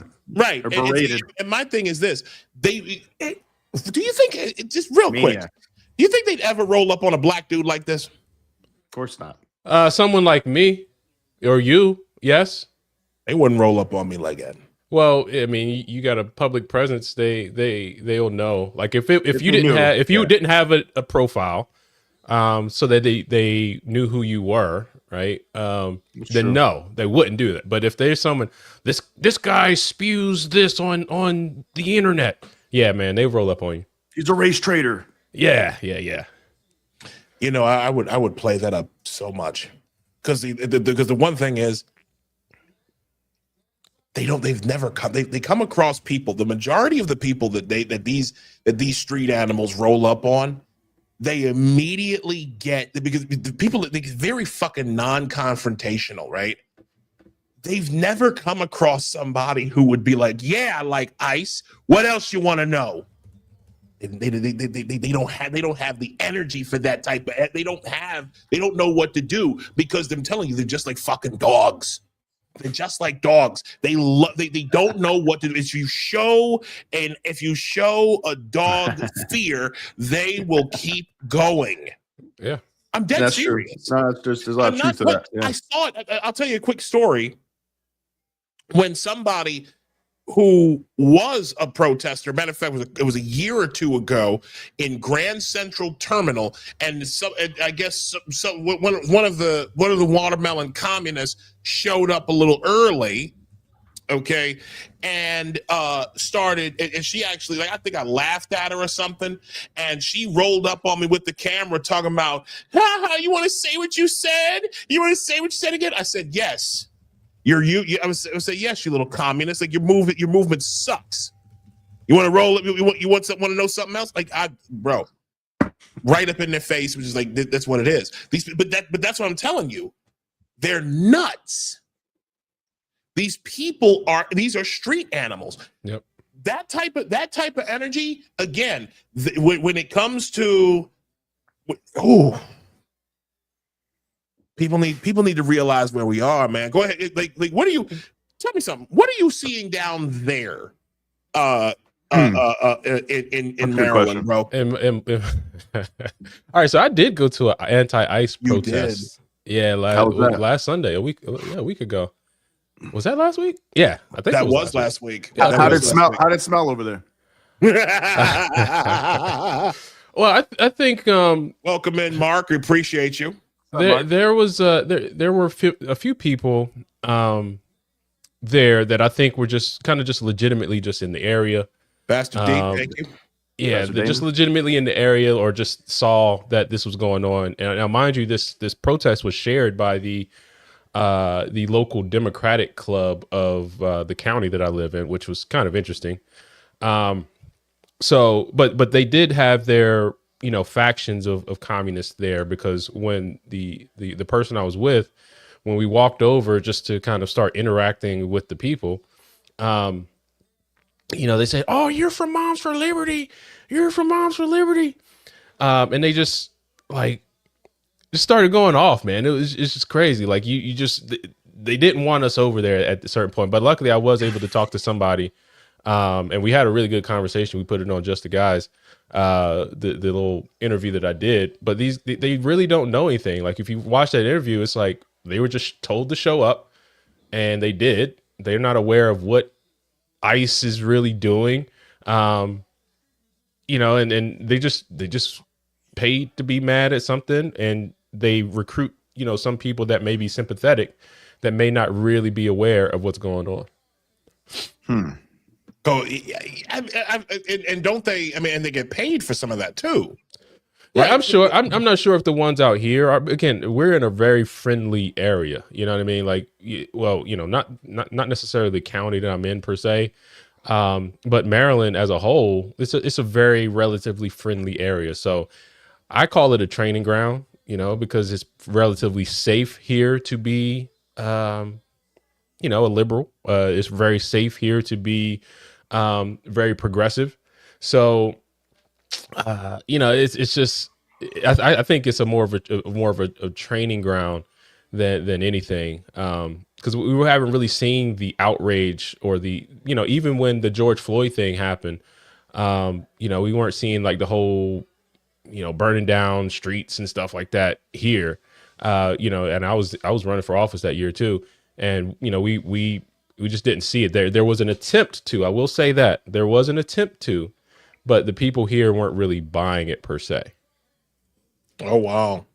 Yeah. Like random pallets of bricks showed up on random street corners in downtown Baltimore. When? During the George Floyd protest. Oh my God. They showed up there too. They attempted to. Again, nothing really happened. And granted, we did have some people, really kind of quelling that. that from happening, but it wasn't that level of I guess the summer of love. We weren't too lovely. Man, that's crazy. That's crazy. Okay, Kira's back. But I'm only back for a few minutes. Give you an update because we're going to OT. We're going to oh Lord. What's the score? It's what is it? It's 14-14. 14-14. 17. Just ran one in with like 30 seconds left in the game. Who are y'all playing? The Rams? Rams. Oh, that's gonna be a good game. It is a good game. That's got to be a good game. Wow. It's 17 all right now. Good game. I've been talking to y'all. Oh, okay. 17. Yeah. I've been talking to y'all the whole time, and that's fine. I'm not like a huge fan. I'm just trying to be a good wife here. But it's all right. No. That's most important. How long you been married? 27 years. God bless. God bless. That's amazing. Rhaegar said they tried to start a George Floyd riot in my small town for one day downtown, but our sheriff is based. They stomped it out in a day. They never came back to riot. They said, What town is that, Rhaegar? What town is that, Rhaegar? What town That's is that? what you have to do. You have to make an example of people. You can't like these people take it. That's why Trump just has to come down hard. You have to make. You have to. We learned our lesson, and we learned our lesson in 2020. We're not. That's why why do you think they picked Minneapolis to do this foolishness in? Yeah, because it's friendly and cold. Oh, that makes sense. Rhaegar's from Spokane, Washington. That's right. Yeah, that makes a lot of sense. Yeah, the Pac Northwest is. Do you guys? It doesn't seem like it's that intense or prolonged as the original BLM George Floyd riots, right? In Minnesota, are you getting that sense? I know there was like a big response to Renee Good getting shot, but I don't know. How's it been since, really? Where at? From what you guys have seen in Minneapolis or wherever that was that she got shot. Exactly, in Minnesota. Like, is it? Do you think it's the same? It's probably not hasn't been as powerful. Intensity, like do you think intensity, numbers. No, because this is what I'm trying to say. This is what I'm trying to say. That's what they want because in 2020 that actually was successful. It was very successful, and we all paid the price for it. Took That's down what a lot they of want. statues and everything. Yeah, they're just following the protocol, but unfortunately for them, we've already been there. So it does look like. Of course, Minneapolis looks a mess, but you don't see those things popping off in Louisiana or the other states that ICE is in, right? So it looks crazy, but it's isolated. It's to this place. And that's why Trump has to make them an example because it's going to pop off in Chicago, in LA, in some of in Boston, But those people are holding their fire until they see what the response is going to be in Minneapolis because these aren't brave people. We're not dealing with heroes here. They're not brave people. So, Do you think it's not popping off because it wasn't, a black man? Because, we saw I think the Black Panthers coming out and saying, hey, I'm standing up against ICE. But then you see all these black people kind of respond and saying, hey, that's not our fight. You know what I mean? And you're starting to see a lot of people say, that's not our fight. So do you think maybe that's a reason why it's not spreading as much too, because it's a liberal white woman? Well, A, but B also, so black folks have been now on the extreme losing end of this unlimited immigration game for quite a while. And so we're a little bit impatient and testy about it. And you can see I think Nick Sorter caught up with a black resident in Minneapolis earlier, and he was saying you'll see we don't mess with the Somalis. We're not you don't see us marching with them. No, because we don't like them either. They've come into this community and done this and that and the other. So, but I do think it's an interesting point, Logic, you bring up, because I have been worried that their next thing is to throw a black body in front of something crazy to get that. Well, they have. I mean, that family that drove through the protests, and then the baby was that had suffered from the tear gas wounds. Oh and stuff yeah. like that. Well, no, yeah, that's right. You're right, but I'm worried they're going to get somebody killed. The goal is to get someone killed, right? Yeah. And that's what Democrats do. They throw they throw. Well, they love dumb black people. To be honest, sacrificial lamb. They love dumb black people, and they'll find somebody to throw their body in front of a bullet or an attack, and then that can be their martyr. I think you're absolutely right. I think if it had been black, it would have been worse. They had to go with sad to say, with who they had. Yeah. Here's the video though of the coffee shop that we were talking about that I found that as promised. Here we go, because this is bad. This is from Autism Capital. I love this that great account. That's a great account. And the clip is from Alpha News. So here we go. I mean, so cool as it like. This has got to be the funniest thing I've ever seen. I know, it's like you feel like a zoo animal. I've never. I feel like a zoo animal. So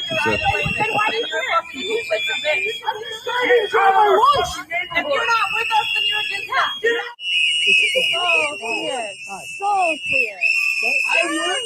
Oh my God. We do custom apps for a whole bunch of companies around Minnesota and the country. Why are you Because you're filming us.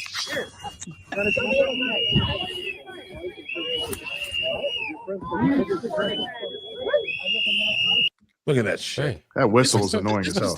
This is, folks. No one's coming to save us. No one is coming to it's very hard for me not to black pill, because I understand that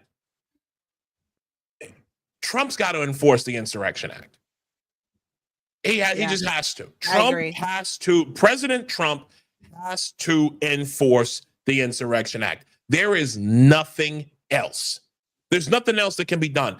There's a lot of ancillary stuff that's happening around behind the scenes. There is mobilization that looks like something's going to happen, but I am convinced that the longer this goes on, the longer this plays out, the bigger the chances are that somebody's going to end up getting hurt or worse. What are your thoughts? Definitely. I agree. Well, I hate, that's a very deep question, and I hate to have to drop out on that question, but overtime just started. So I'm going to let you guys take it from here. Don't hang up on me. Just drop me down, and then I'll be back. I got you. Yeah, come back here. Come back. So Logic, the question's on you. What do you think has to happen here? I am convinced that Trump has to invoke the Insurrection Act. There's plenty of like how much more proof do you need? How much what else is there? I don't know what else there is, and I agree with you, but I do think Trump is making sure that things are airtight for him, especially because all the legal challenges are going to come after anything Trump does. There's going to be a legal challenge as a result. So I think he's ensuring, everything is airtight for when the Insurrection Act does get invoked. But even further than that, I do think this is also an example of how weak we've become as a nation, how much of a misunderstanding we have of what order, chaos, and particularly I always go back to fatherhood looks like, because when people are right now not used to what authority looks like what authority, right, what real moral authority looks like. Instead, it's more of this do what you feel, and if you're not allowing me to do what I feel, then you're evil, or you're a bad person, or you're somehow hate me, right? That's the view that we have now, at least culturally, like the kind of dominating narrative. So really what we're seeing is we need to be asking ourselves on questions on so many levels. Like, why did we let our communities get like this? Why are our children out like this? Like, why does it have to come to the point of an Insurrection Act over illegal aliens. So, you know, I think we have some soul searching to do, even as this needs to get the Insurrection Act gets enacted. I think we really have some soul searching to do as well. You know, I had some stuff too, you know, as far as like the Bible, because I was asking my chat earlier. I have a running chat that I do some, you know, just Bible research with Chat GPT. And I, you know, I was just kind of framing that question of at what point are Christians just supposed to lay down? And nowhere in the Bible does it say Christians, particularly, and we're a Christian nation, we're built off Judeo-Christian values. At what point are we supposed to back down from evil? At what point are we supposed to tolerate evil? And nowhere does it say we should do that, right? And also we talk about being violent or non-violent or what have you. Like, you know, Jesus said, like, if you don't have a sword, go sell your cloak and buy a sword. Buy one. You know, it's so when we have this, you know, it's to me, it shows how far we've come as a nation and departed from our foundation. You know, totally agree. Whether you call it Christian or call it not, or Judeo-Christian or what have you, but we do have a strong scriptural foundation for this country, and it shows just how far we've departed from that. Yeah, and I would add to that, like, to your point about like authority and stuff. It's like we have, you know, we've letting things go so out of control, and from the Democrats have, especially open borders, anything goes. These pride parades where like guys just walk around their dicks out, pissing on each other. Like, you know, there's one thing like waving flags, fully clothed, maybe you got your shirt off, whatever, and you're waving flags and marching. It's okay, whatever, you know, whatever. But I can live with that. But then there's like people like doing sexual acts with each other, and there's people on all fours like dogs. So on the White House lawn, Biden invited them on the White House lawn. A lady was, or a trans man was topless, a trans woman. So yeah, so all those things considered, it's like we've let things go so far that like any sort of correction, any sort of pushback looks like fascism to them. Feels like fascism.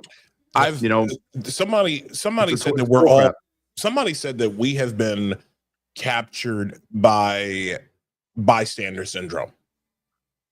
Like, I'm being dead serious about this. It's like everybody's collectively waiting for someone else to do something. Correct. I mean, I've been guilty of that. Guilty of that. Most people have, yeah. Everybody is almost everybody, probably, actually. It's like people are scared to death of being that person that steps out because no one wants to. Again, there are consequences to this. Remember, people are afraid. Listen, the reason why nobody does anything about this is the same reason that regular working people don't go to their city council meetings. It's the same reason why they don't go to their neighborhood board. We have community boards here in not anymore, but in New York City, you have things called community boards. Like, people don't go to their community boards. They don't go to city council. They don't go to any type of listening event. Okay, most people don't know that they don't engage with their government, right? They don't. It's the same, especially local politics, which is probably more important to engage in than nationally in many ways. But it's that same thing. It's like we have become. And this, I believe, is the lesson, the ultimate lesson of the Trump years, is that no one is going to save you. You must save yourself. Mm-hmm. Clip it. You cannot, no one is coming to save you. You must save yourself. That is the lesson here. When you refuse to save yourself, you place yourself at the mercy of those who can take cold advantage of you. Yeah. And that is, and again, that's what's been happening. That's what happened. I'll give you a prime example.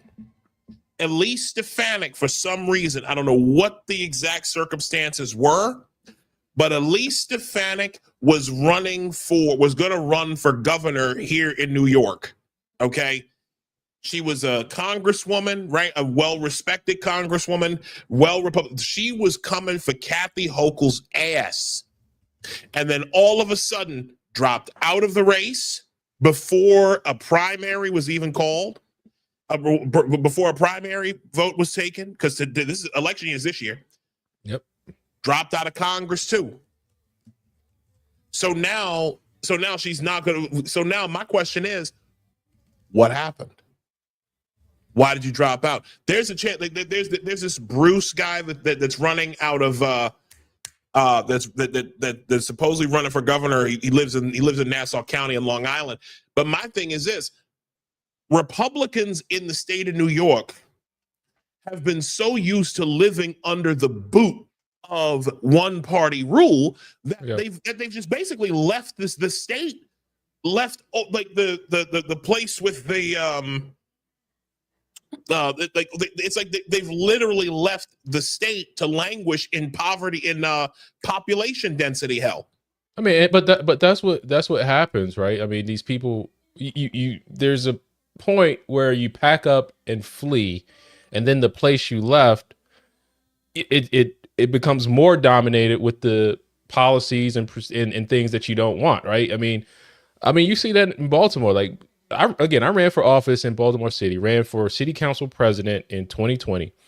I had no help from the Republican Party of Maryland. Wow. No help from the Republican Party. I was able to get one fundraiser with Lieutenant Governor Boyd at the time. And I'm really grateful for that. But as far as how to run a campaign management, man, I was on my own. And now, granted, I was able to get 42,000 votes, which was the most anybody had ever gotten for the position in decades. Well, I think ever, actually. And this was in a Trump year. And it ended up being 19% of the vote. So wow. I'll just think if we would have gotten some help, because the Republican Party did abandon Baltimore, because these are unwinnable districts. You hear commentators talk about it all the time. I'm so sick of that fucking. I'm so sick of that. It's like, man, like we might have been able to do something, and that's the other thing. Like, we don't take the opportunities that we have, right? I'm not to toot my own horn, but you had a decent candidate running for office, someone that actually signed up. You didn't have to coerce them. You didn't have to go out and pay and buy. I signed up on my own because I thought this was the right thing to do for my community, for my city, and got no support.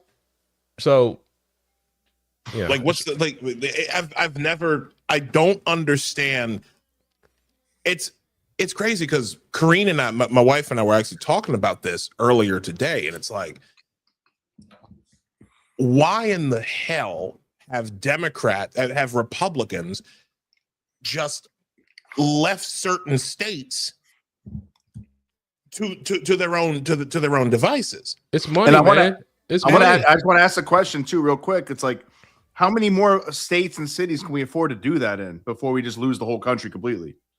Thank you. And that's a good question. Because that just happened to the Commonwealth of Virginia. Because it's growing. That's growing. Kim Klacik had the perfect opportunity. The Maryland GOP was not behind her either. There was a girl. Not a girl. I'm talking about a grown woman. There's a grown woman who was running for city council as a Republican in New York City. Same thing. Yeah.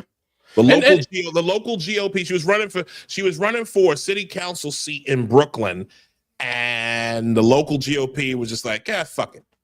No support, no type of, and that's the thing. And that was what I was trying to explain, because Karine asked me, or my wife asked me, well, what are you? Like what do you believe in? Right? Like me personally. And I said, well, I'm a conservative. And because her thing is, well, because I had no problem in telling her, and I have no problem in saying this, that the Republican Party outside of Trump, weak as fuck. They're weak.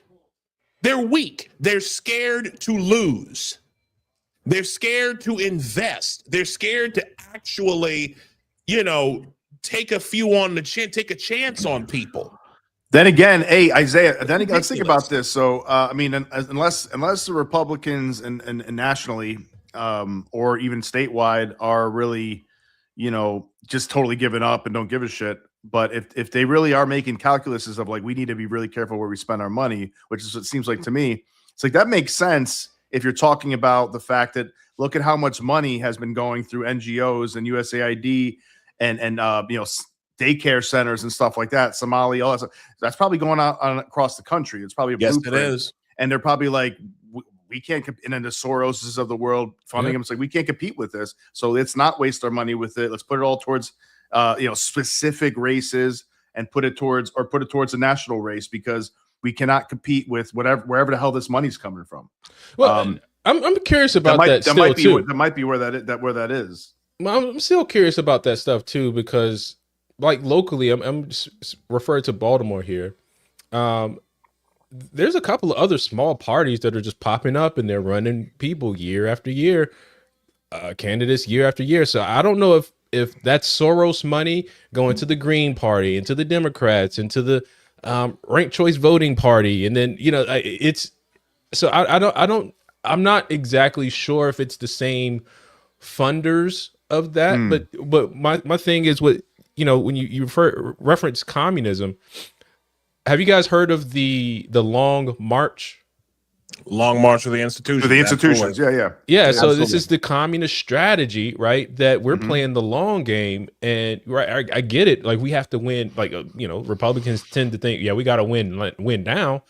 But and that may be the big problem with the Republicans and the GOPs locally, because they're not active until election time, right? The Long March. These guys are as soon as the day after the election, they're already on the next one. They're already building messaging.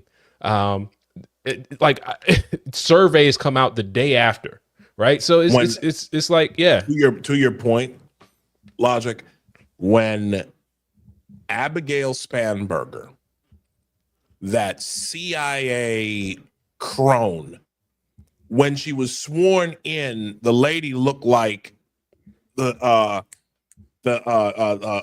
female president off the Hunger Games. Okay, Jodie Foster's character. Was that Jodie Foster? I don't know. Anyways, this woman, as soon as she was sworn in, Virginia's state legislature passed a redistricting law that now have boxed out Republicans 10-1. Yes. Yeah. One. Think of that, folks. Think of that for a second, ladies and gentlemen. You imagine waking up one day in your state, and these people passed a bill, got it signed, and now your Republican congressperson, your Republican the member in the state legislature now just became a Democrat. You don't have representation. Yep. You don't now you are no longer, now these people are no longer serving you as we the people. They are now ruling over you as in we the government. Here's the thing, man. They have not been lying. No. And that's the thing. Donald Trump is a threat to our democracy. What is a democracy? Right? If something, democracy as defined by them is literally 50+1. Yep. Mob rule. Yep. So they're not lying. They don't care. It's not a moral. They're not moral. They're telling you exactly what they want to happen, what they want to do, what we're opposing.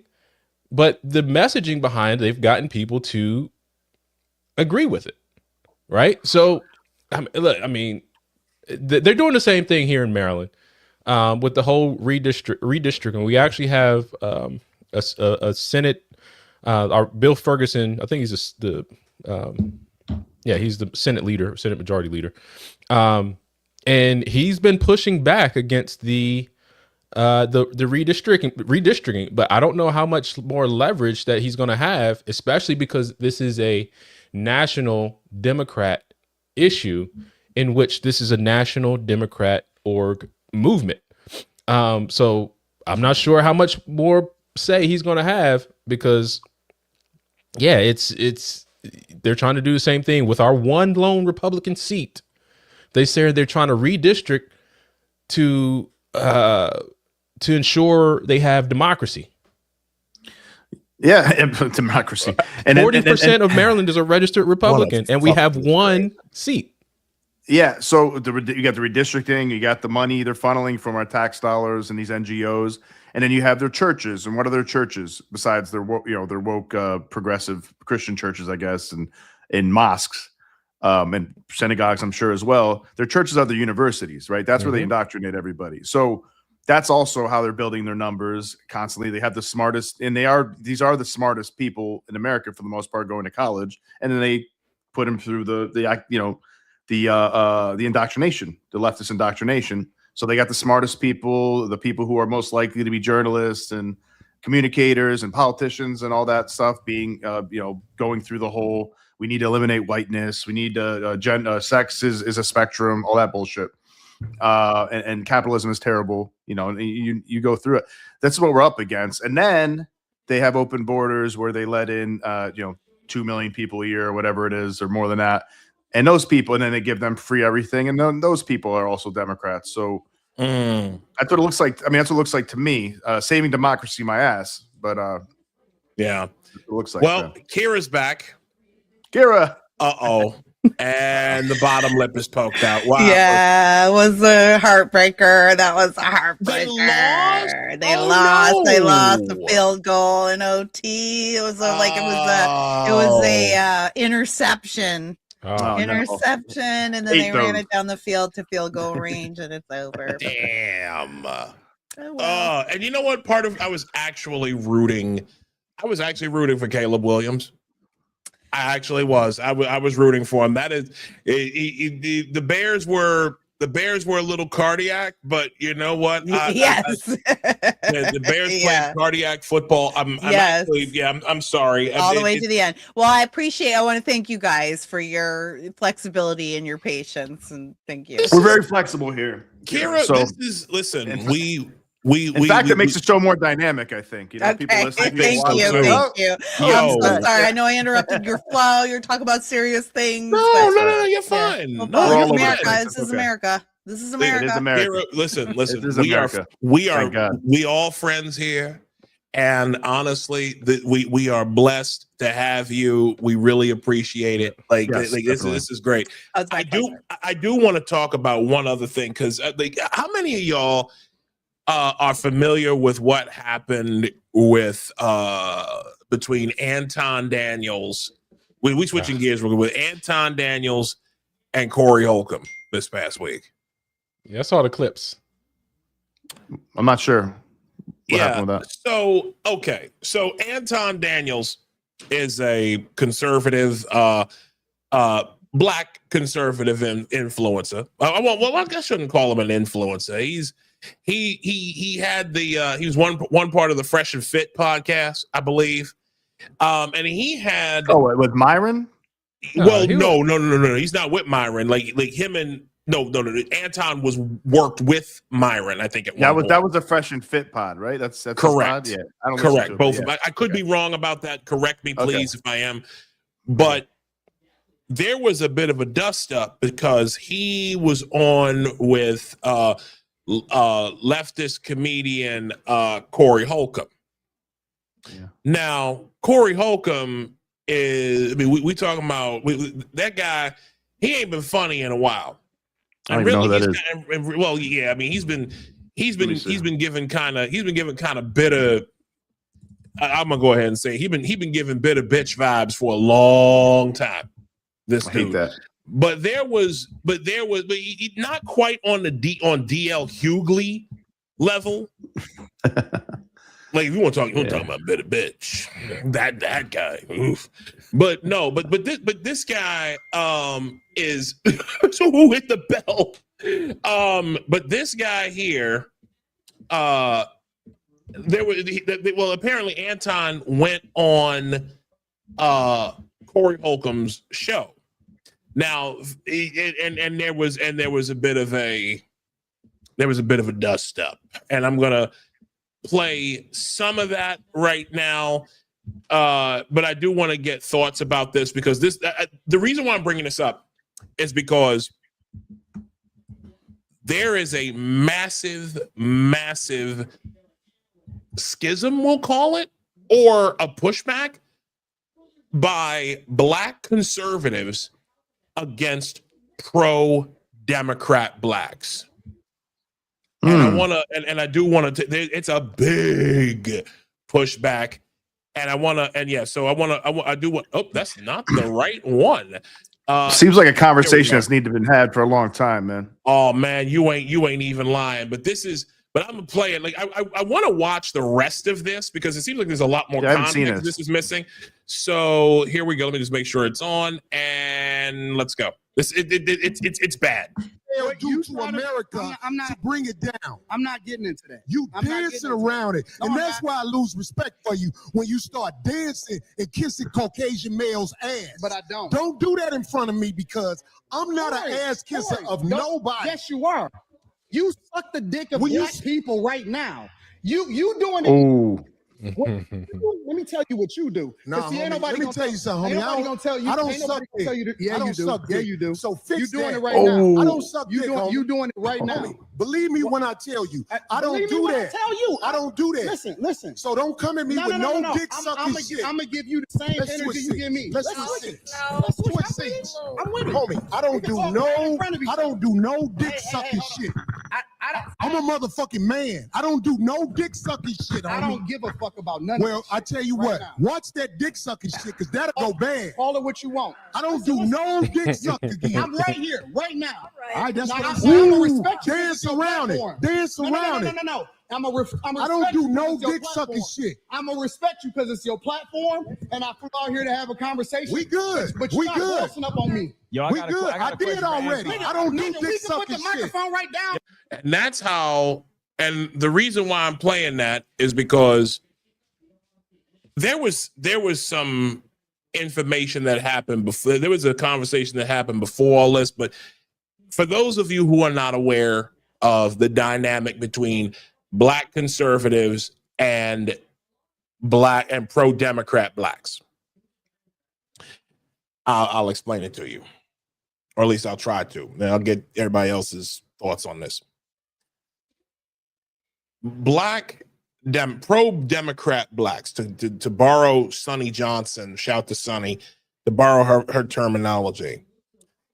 Pro-Democrat Blacks been getting away with a lot over the last few years.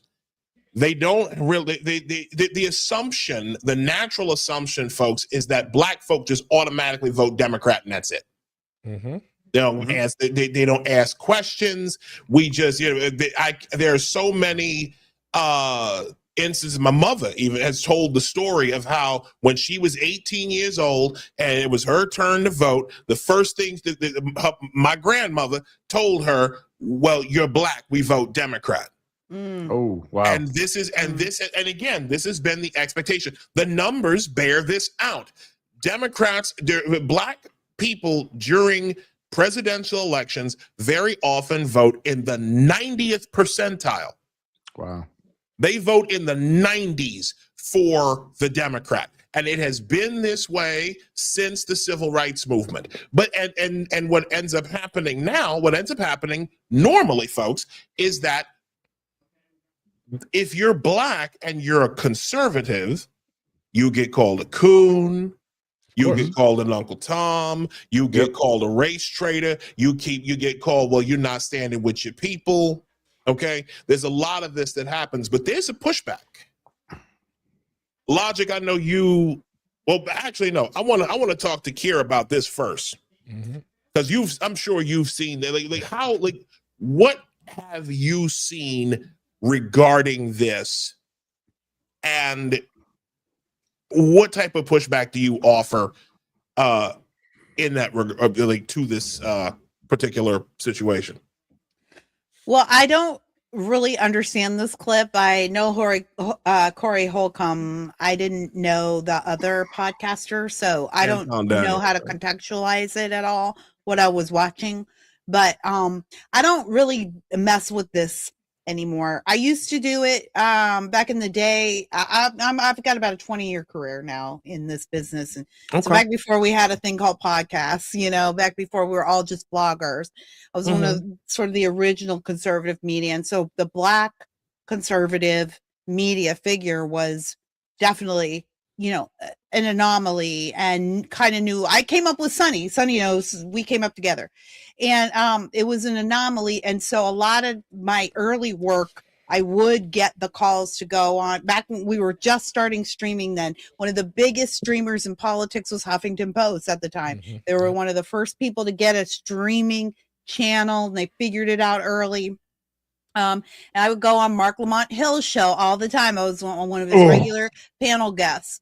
And I would say maybe in year 3 or 4 of my career, this would have been steadily pretty solid into the Obama administration. I went on with Lamont again, and it just was a whole thing of, Kira, tell us why you're a horrible person for being a Republican, and tell us why you're, when did you stop beating your wife, kind of thing. And that was my last go around. I did my part. I finished my thing. I gave him a nice little spiel about why I'm not a Democrat, why I can't be a Democrat anymore, and why, it doesn't behoove Black people to have all their political capital in one party. And when I finished, he said, "Wow, Kira, you explained that so well. You almost made me a Republican." And I said, "Ha ha ha. Thank you very much. This is my last time on the show." And I have never gone on another liberal show after that, because they only want to talk to me about why do I vote Republican? Why am I a Black conservative? And they don't want to talk about solutions. They don't want to talk about the hard issues. And so I don't really move in this world anymore. I refuse. I did a couple of things with Roland Martin, and one on the Young Turks, I think last year, that I actually ended up walking out on as well. I don't mess with this anymore. I don't even have time for it.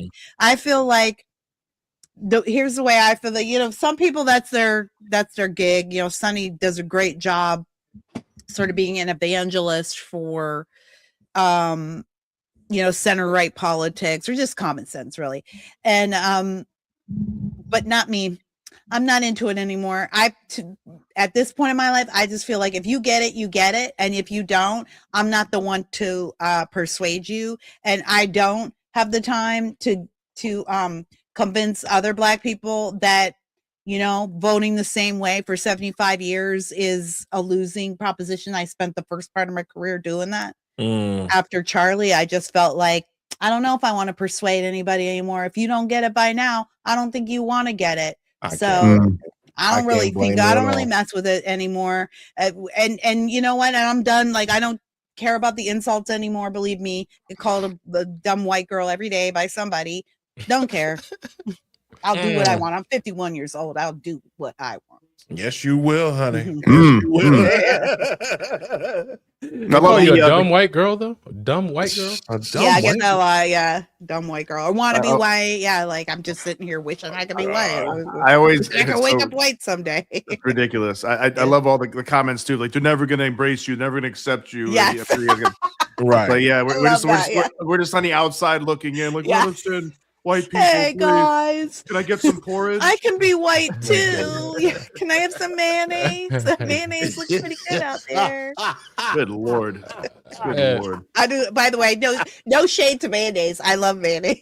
Mayonnaise is just fine. Yeah. Oh man, are you not undercover sister? Are you undercover brother? Logic. I know. Look, I know you have experience in this, brother. what, like, a matter of fact, hold on, because Reagan said, "Why you talk so proper?" Been hearing that since 5. Well, listen, the first time I got told, somebody asked me, I was asked by a cousin of mine when I was 14 years old, like, why you talk white? You talk like a white person. I'm like, because they expect you to like, if you talk like shit, you must be white. I'm like, no, I didn't even know what to do with that when that came up. But anyways, Logic, you've been studying this a while, and I blame you for why I'm gonna go off after you after you give your answer. Why is this fight necessary? I mean, because there are some that want to wake up still, and I always just think about this in these particular interactions. Whenever you're in a debate, or talking to an audience, talking to another person on these platforms, you're never interacting. You're never talking directly to that person that you're actually directly talking to. You are talking with the audience because the audience may see something in that conversation that really, dare I say, triggers. I hate that word now, and I have my reasons for that, but that really kind of maybe sparks or piques their interest or gives them something else to think about. So when I go into these spaces now, I don't think that I'm actually talking to that person to convince them of anything, because they're there generally to defend their argument. So they're not really going to switch, because that makes them look hypocritical, makes them look bad, makes them look weak in front of that audience. Yeah. My discussion, I'm really talking to someone that may be listening. And that's something I really try to remind myself of, because when you go into them circles, it's easy to get sucked into the, man, I'm trying to convince that person now. But I found it interesting at the beginning, what Corey Holcomb was saying when he said, "I lost respect for you," right? Because they bring you into these conversations with the idea that they may be able to convince you, and then once you like kind of hold your ground, they're like, "Oh, now I lost my respect for you," which is disrespectful in the first place, by the way. Right? It's like, you have your own passionate point of view that is based on reason. I don't respect you anymore now. So, right. Like, okay. I didn't think you were going to stick to your principles. Yeah, it's like, right. So you just convinced me that now you lost respect for me. Now I see it your way. It's like, come on. And they often use this race thing when they bring that up. Like, as a black man, I lost respect for you now. Yeah. Like, or as as someone, like, I could rock with you before, but it was before I talked to you, and now I see that you're actually sticking to what you're saying. So it's. And my big question is, like, what causes a group of people to be so vehemently attached to an idea or to a way of thinking, right? Because just like you mentioned, Isaiah, when I asked my parents, I was 18, starting to vote, I was like, okay, what is this Democrat Republican thing? Well, the Democrats are for the black people, Republicans are for the rich. And I looked at my bank. I was 18. I ain't had no money, so I'm not rich. And I was black. At the time, I think I was black. So I, Democrat was who I voted for. But as a person that my parents always just instilled in us, dare to be different. That was a phrase, even though my parents, were Democrats at the time, and all we knew was to vote for Democrat at the time. My parents instilled in us the idea to dare to be different. And that sticks with me to now. So I think that spark as a child is what helped me to not always think in the herd. And now that I'm saying it out loud, because this kind of idea just came to me, like, I vehemently oppose going with the crowd.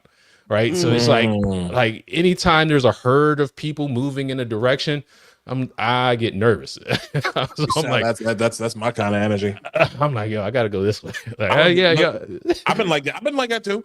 I tell the story when I was in second grade, the 1 year that I was in that I went to Christian school, because I was homeschooled all my life. My parents, my mom taught us, so me and my brothers.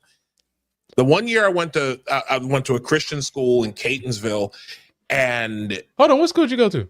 Grace Bible Baptist. Oh, okay. Yeah, it was right there on Rolling Road by Security Square Mall. Yep. So I remember one day at Reason. I don't know why this is a core memory for me, but we had come in from recess, and my entire second grade class, I don't know what it was, but all the kids decided they lined up by grade in the parking lot, and then they ran inside. They all just ran in. They ran down the steps and they ran into their rooms. And I was like, wait, something's wrong here. And I walked.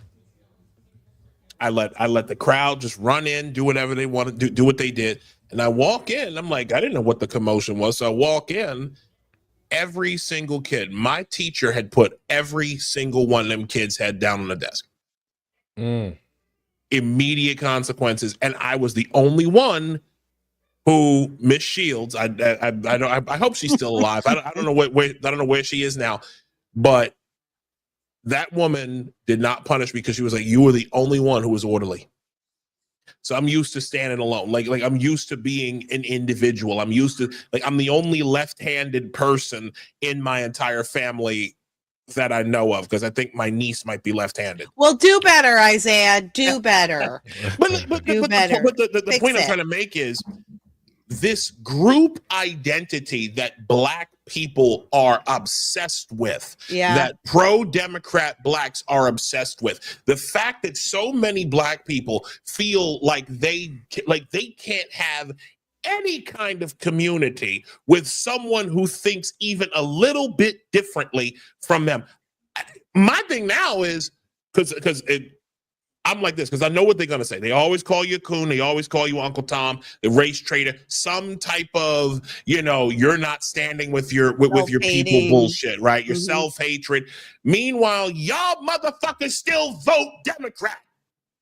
And they put illegals in our neighborhoods. I tell the story. And put them up in hotels. Take your money. With your money. With our money, yeah. Tax money.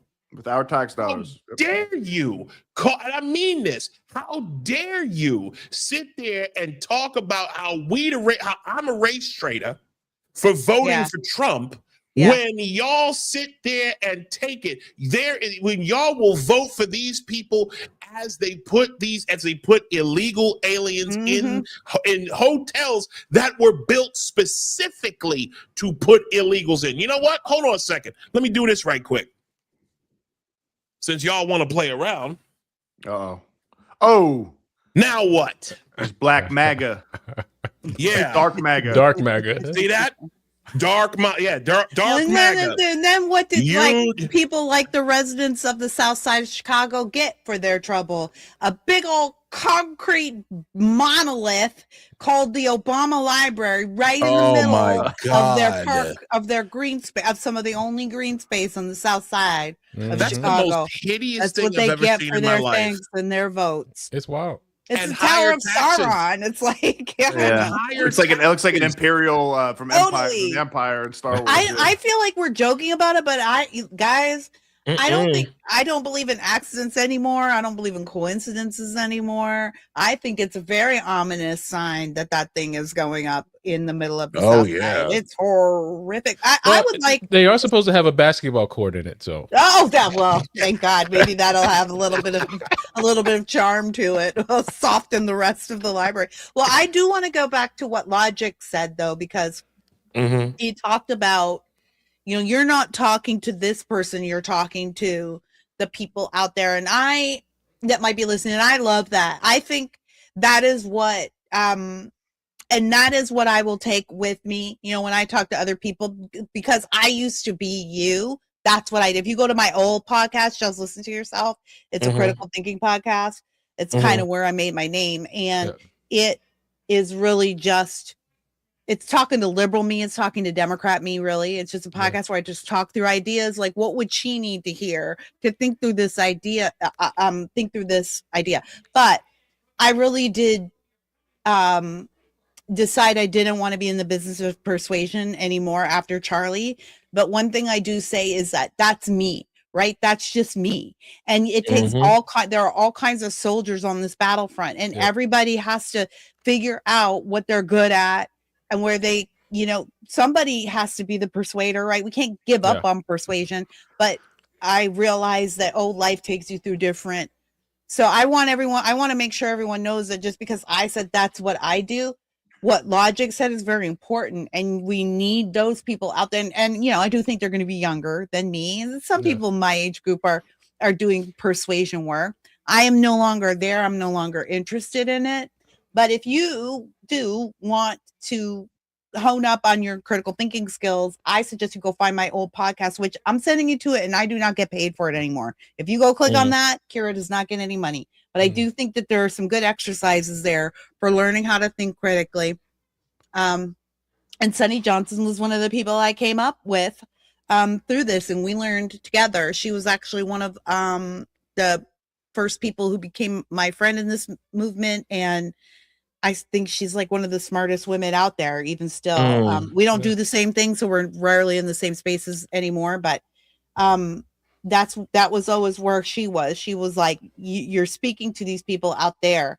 So I just want to say thank you to Logic. And I do want to say, if there are people who feel called to do that work, you should go out there and do it. I hope I didn't discourage anybody. No, so I want to kind of piggyback on what you're saying, because I think maybe that's one thing that we don't see the progression, because there is a what I call a life progression in this, and maybe I'm speaking out of turn here, but with anything in life or any profession in life or whatever you're doing in life, you go in that learning phase. So you're learning how to do it, right? You're learning what it is, right? And then once you learn it, you go do it, right? So there's the doing phase. And then as you do it, you start to teach. And then, so your audience becomes different every time, right? So it's like, you're learning, you're getting your experience. And then, after that, like, I'm going on the podcast, or I'm going on the battlegrounds, or I'm going in different places. And I think we see that everywhere in like a pastor, right? You're a student pastor, and then you might get a church, and then you elevate, and then you start training and teaching and helping, mentoring other pastors, and then you become a legend. And then, and you may not have a church, but you've helped plant other churches around. And that's just one element, but I think we should start to recognize that even within, I don't want to call it activism, because I don't think what I do is activism, but just maybe even the commentary space. Like I did that for an X amount of time, and now this is my calling. This is what I do. Like, and I don't think there's anything wrong with going through the progression. Right. And I just think where I am is just right now, I'm still engaged. And I wasn't saying anything, against. I didn't think you were. Yeah, I actually was worried that I had discouraged people, and I wanted to make sure that I wasn't. I come on strong, and I wanted to make sure no one thought, oh, maybe I shouldn't be doing this. No, you absolutely should. No.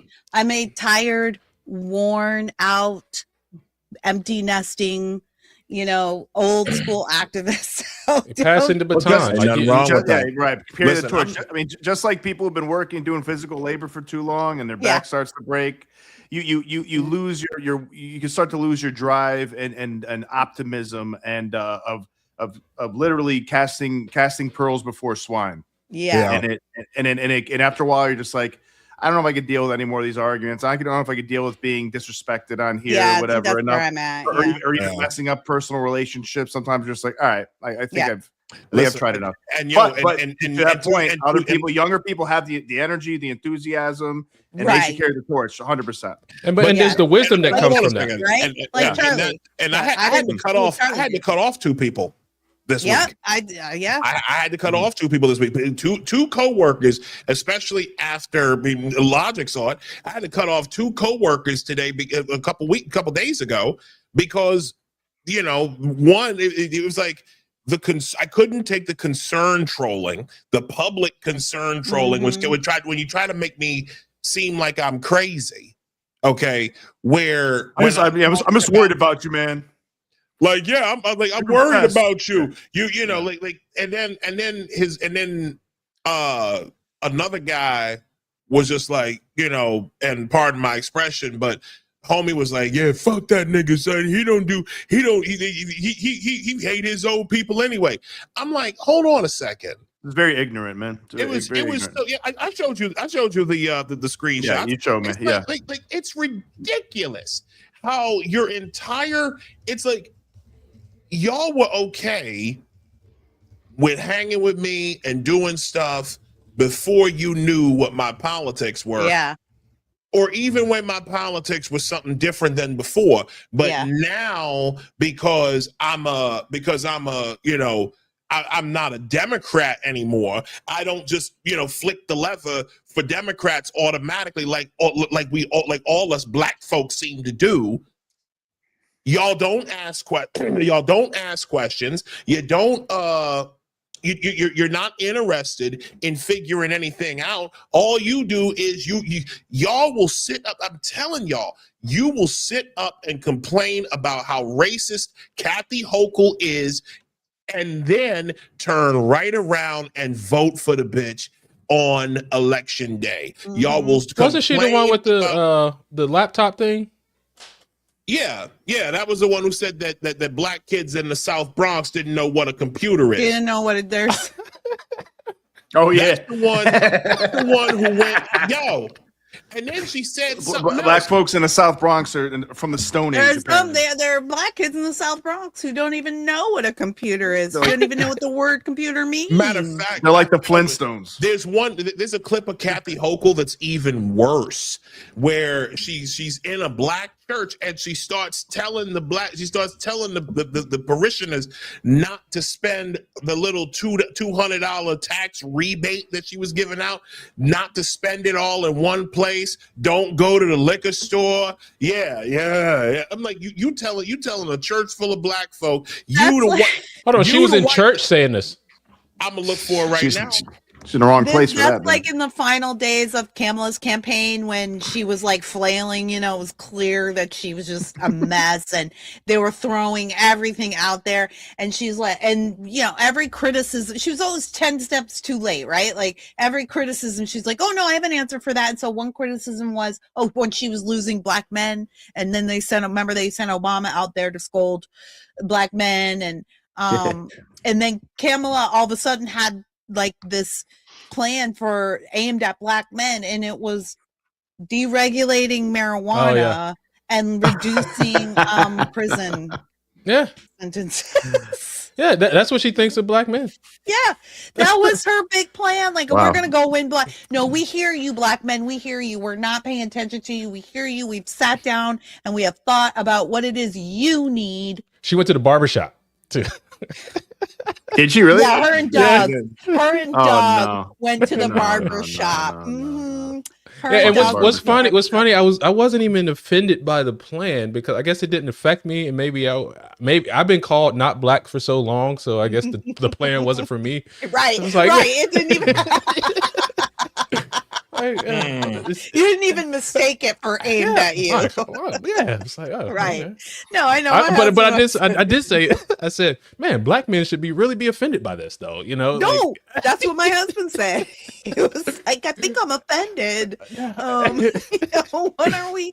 I guess this is what they think of us. That this is just, Totally. And meanwhile, my son's main concern who's a 21-year-old voter at the time, is, will I be able to afford a home someday? Will I be able to, establish my own business in a state like California? Will I be able to raise a family in peace? Not get taxed to death. Right. Yeah. Am I going to be able to keep what I earn? Like, literally, these are the things. Am I giving up my space to illegals? Those are the things on his mind. And Kim was like, but don't you want weed and less jail time in case you get busted or something? Yeah, like most black men's worries is like, I want to talk to a candidate that's going to let me get away with any crime I want. That's all. That's black what men they think of us. That is what they think of us. That's so racist, honestly. They are. That's what they think of us. I'm never gonna go. But I remember somebody said when I first became a Republican, someone was like, "What has the Republican Party done for us?" And I was like, "Yeah, see, that's the point. I don't want them to do anything for me. I don't want them to do anything. I want them to get common sense people elected who are going to enact laws that make it easier for me to do my business, raise my kids, and go about the business of, securing the American dream, and then leave me the F alone. I don't know why Black people are always asking, what are you going to do for me? And Black folks are always asking, what are you going to do for me? They ask it at the cookout. They ask it in the voting line. They always ask. You always have a cousin. What are you going to do for me? Mm-hmm. And I'm like, I'm tired of that. I don't want, that's not a cultural thing? Framing this. Is that a cultural thing? Yes.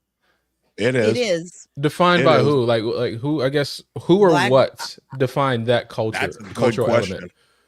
That's a real like, good where question. does it come from? Yeah. I still don't know. I still don't know. know. This is too late in this show for this discussion. You know where? Okay. Look, I'll give you my. And I am nobody but a podcast. Like, I'm just a talker. I don't have any historical credentials. But I would imagine that Black people were pretty, even through slavery, were pretty independent thinking. But slavery did do a number on us. I did a short film on Harriet Tubman. And, one of the things that she said is I saved she actually said, we quoted as hundreds, but she said dozens. I saved dozens of slaves, and I could have saved dozens more if they had only known they were slaves. But if you look at our trajectory after slavery, because we didn't get any of the promises, right? We didn't get any of the 40 acres and a mule, didn't get any of that. So Black people really had to be independent, forward thinking. And that's where you saw the establishment of like HBCUs, and then the Black economy was huge, and it was very integrated also, by the way, in many places, especially in New York, where you are, Isaiah. And New York had some very integrated all through post-slavery, all through to the 40s. What happened in the 40s?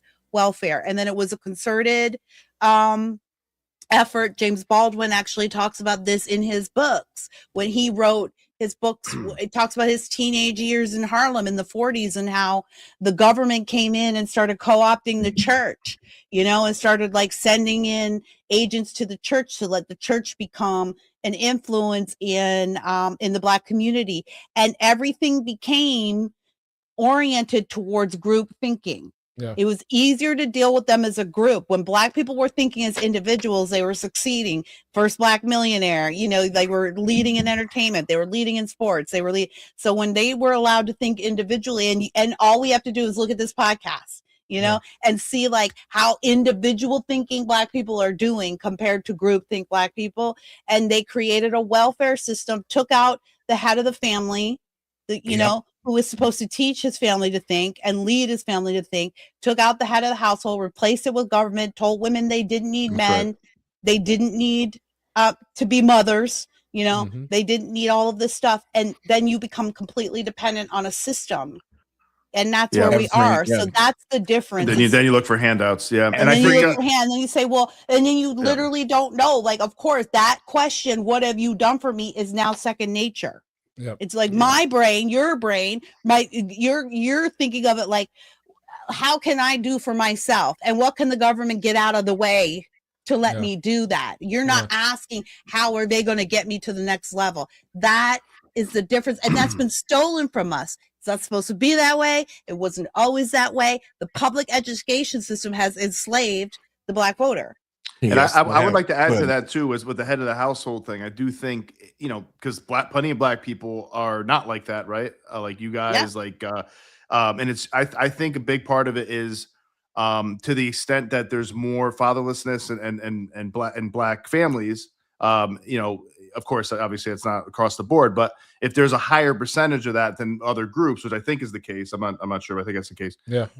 Wherever that's the case, it is the highest percentage. Yes. Yeah, there's going to be more people who don't have that masculine influence. That like, if you have a father, it's in your life, he'll tell you, and sometimes it'll be your mother too. If your mother's a sensible person and is in touch with reality and all that, and maybe a more conservative woman, but usually it's the man that's like, yo, nobody gives a shit about you. Like you need to go earn things. You have to go out there and get it. Nobody's going to treat you like we're treating you.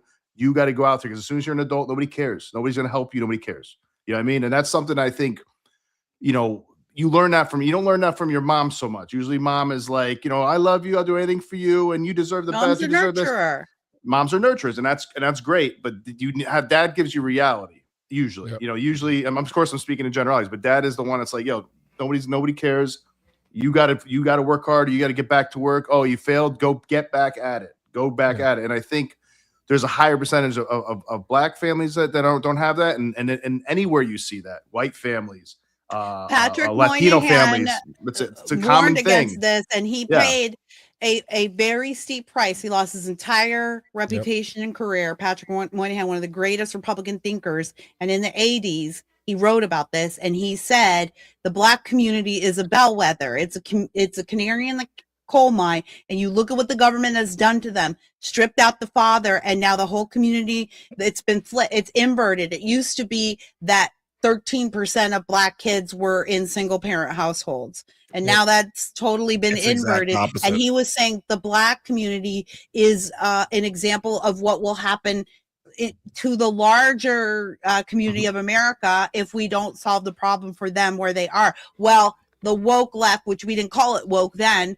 but the politically correct left said, what a racist. He's saying that, black people are bad because they are fatherless or whatever, and he totally missing the point. You'll even hear liberals to this day. Right. Yeah. Patrick Moynihan is, but really, that's really what it was. It's a bellwether. And now you can look at other statistics, and where the fatherlessness statistic goes up, yes, all the other metrics go down, and it's regardless of race. Yeah. I know a lot of black people who have their father in the household, and they're like, a lot of times usually they're Christians. And they are doing well. Their kids are doing well. We are very upper smart, class, very responsible. middle class black family. Almost all of them. Married, dad and home, one dad. And that's the family I didn't come from that kind of family, but that's the family that my husband came from, and we live a totally different life. They don't complain about anything. They get to work. They are doing very well, and they're very mature people. I mean, then you look at even white leftists. Like a lot of times, I think they come from rich families very rich families who probably their dad wasn't around enough and their mom wasn't around enough, or at least their dad wasn't. And again, dad's gone. Maybe he shows up once in a while. His career's his main thing, and he's like, "Oh, you didn't do well? Okay, whatever. I guess, whatever. I got to go. I got to go back to this business trip or whatever." And I think they hate their parents for that. They hate their dad. They hate rich people. They hate wealth, and then they go to college and get indoctrinated. You see that a lot. I mean, you see that with the Brooklyn people, right, Isaiah? I mean, it's like there's so many white rich white leftists that hate rich people. And I think that's probably doesn't that describe $1,000 a month apartments? Doesn't that socialists describe the New York, the new director of housing or whatever that mom died? That's exactly $1.6 million house her mom owns. Her mom owns a 1.6. Doing well. Yeah. Her mom's doing well while she's living like a fucking pauper in a white liberal women are the worst thing to happen to American politics. They are. They are now. Yeah, they have ruined everything. They have. And she said, by the way, just so people know, she said that home ownership is white supremacy. Quote unquote. Home ownership is white supremacy. That's what happens when ladies don't get married and fulfill their godly biological design to lead. I agree. To have a family and create a family and raise a family. And that's what it drives many liberal women to. I have known plenty of women who it didn't happen for whatever reason. God's plan is God's plan. It doesn't always work out that way. But all of those women are still nurturers in some way, right? And they still have a respect for the biological hierarchy, even if their lives didn't necessarily. But liberal women who, honest to God, something happens to you when you. A lot of these women this is the result of abortion. They're post-abortion, and when you're young, you can put off a lot, but as you age with that guilt and that rot, when you age with that, we don't talk enough about that because people don't want to talk about it. But when I bet to a person, you should start asking people, have you had an abortion? To a person, you cannot live with that type of rot and unhealed hurt and unhealed sin to an old age and be normal. And it can also affect your uterus too, right? And that affects your whole body. It affects how your brain develops. It does. It affects how your brain develops. I'm telling you, egg being implanted. Yeah. I'm gonna take it back. Consequences to it. I'm gonna take this back even further, and then I guess we can close it out for tonight.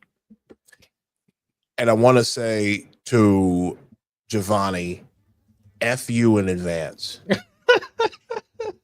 because this is his fault.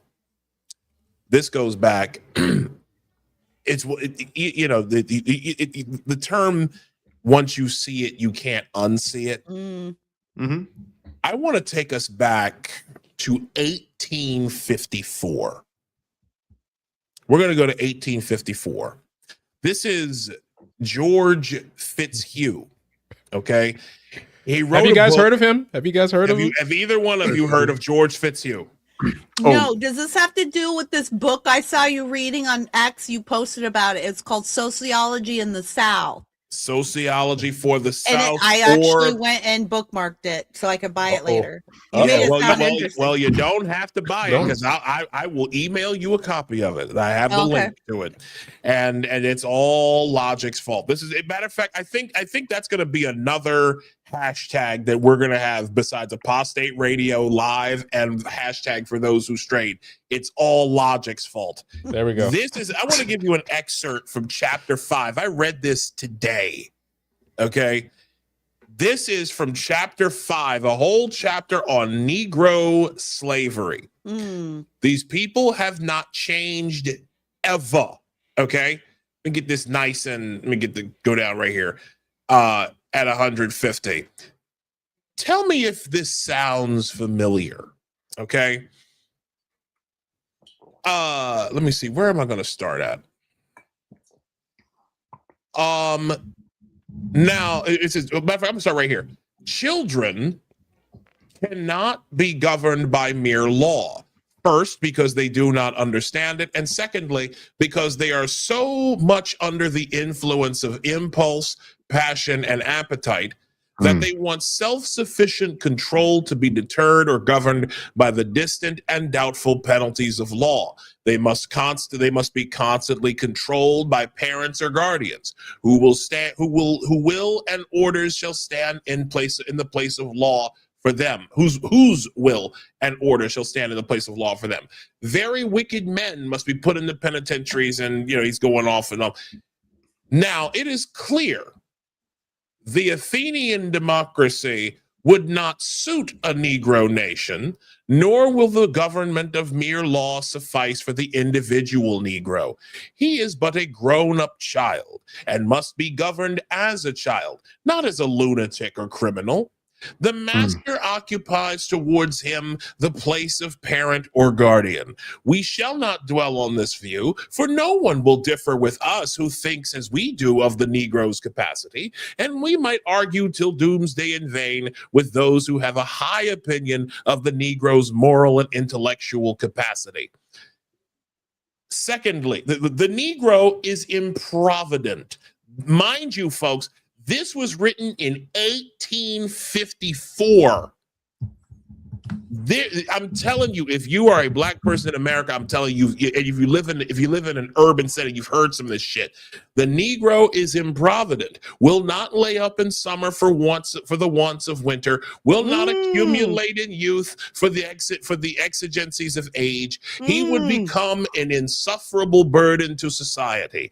Society has the right to prevent this and can only do so by subjecting him to domestic slavery. Woo-hoo-hoo. And let's just look at where we are. That was written in 1854. Democrats have never, ever changed. That's why you see, it's so funny you read that. And now I'm going to definitely read this, but my white friend and I, she's from the South. She grew up in the South and I grew up in North Canada, obviously, but we were talking about this very thing. And I said, everybody says, why is it so bad? Why are things so bad for black people? Because we're voting Democrats, and Democrats have never changed. The results you're seeing are the results of race. If you put a racist in charge, you would get what the black community is right now. And who's been running the black community? It's Democrats. They haven't changed They only went underground. They're still the KKK party. It's still them. Only now they got us voting for them in lockstep. It is wild. They're certainly infantilizing black people, right? And people in color in general, but especially black people. I mean, with the voter ID laws, for example, right? I mean, like black people can't get IDs or something. It's like, what do you mean? Of course they can. What are you talking about? Well, listen, this is interesting too, because I talk about this a lot. In the 60s during the civil rights era, I don't know if you've heard this name, but a gentleman named Stokely Carmichael was one of the biggest leaders. He was a student leader. You know, the students were really leading the civil rights movement at the time.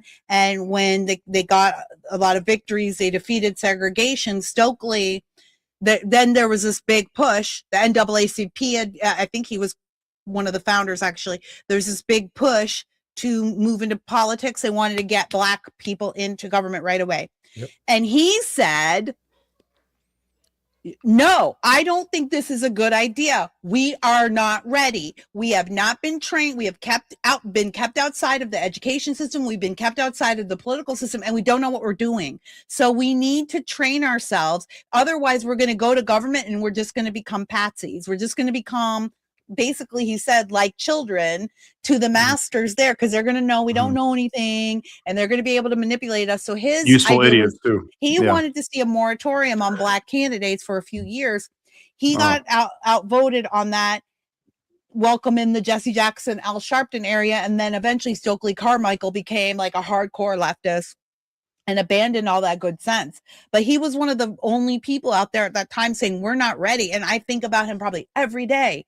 And when I look at the Black Caucus in Congress, I think that's exactly who Stokely Carmichael was warning us against. Furthermore, some of those people worked with Stokely Carmichael. Have you guys read Color, Communism, and Common Sense yet?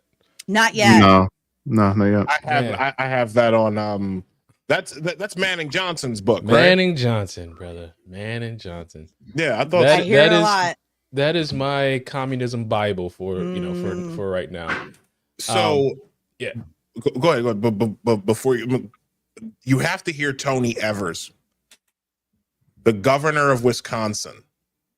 Listen to this. You will, and again, you will never be able. You will never be able to unhear this. You know, our state will be destroyed economically if suddenly we decide anybody undocumented is going home or has to leave Wisconsin, has to leave their Wisconsin home.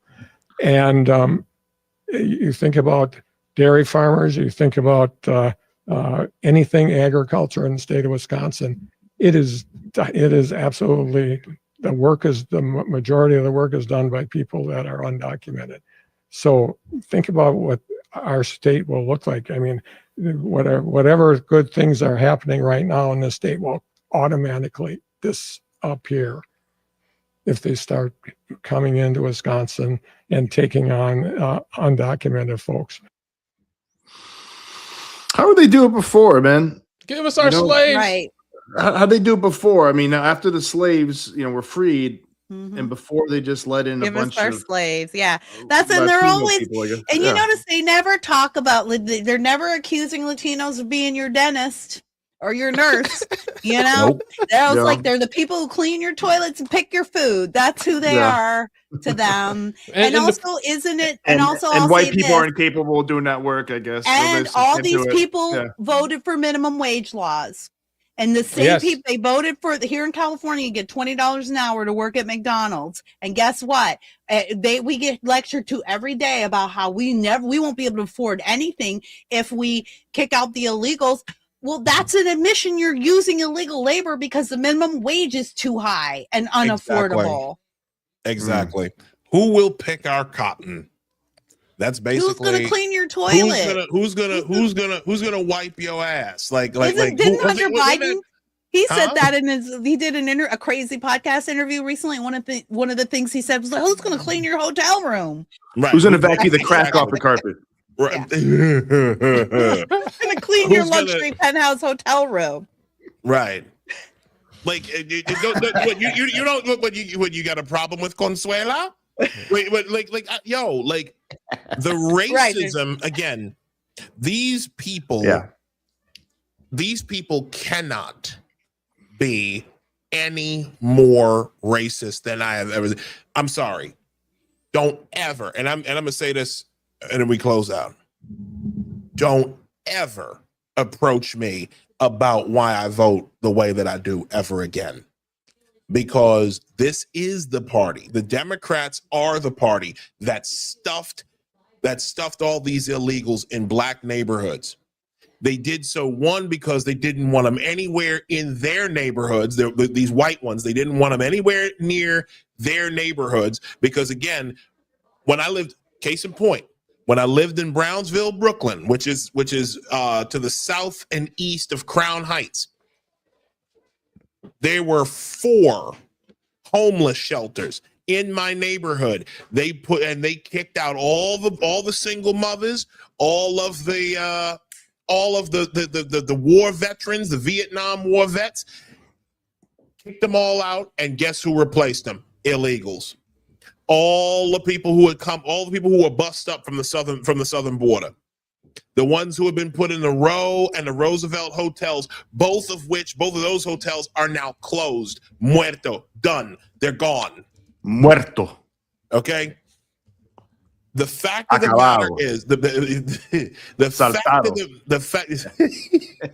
fact of the matter is they put these people in our neighborhoods, in black and Hispanic neighborhoods, and then when ICE goes to roll through, and I'm telling you right now, when ICE rolls through Brooklyn, when ICE goes through Wakefield, when they go to that fake hotel on White Plains Road, I know you know what I'm talking about. When they go to the Bronx, when they go to Brooklyn, when they go out to Queens, they are going to play up the racism card heavily.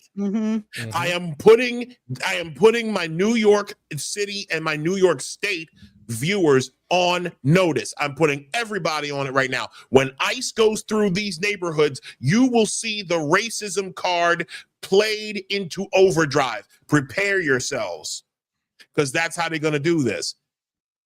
That's our show tonight. Hey, this was so fun. I'm sorry I was in and out. No, I scared you guys in the beginning, but I pulled it together.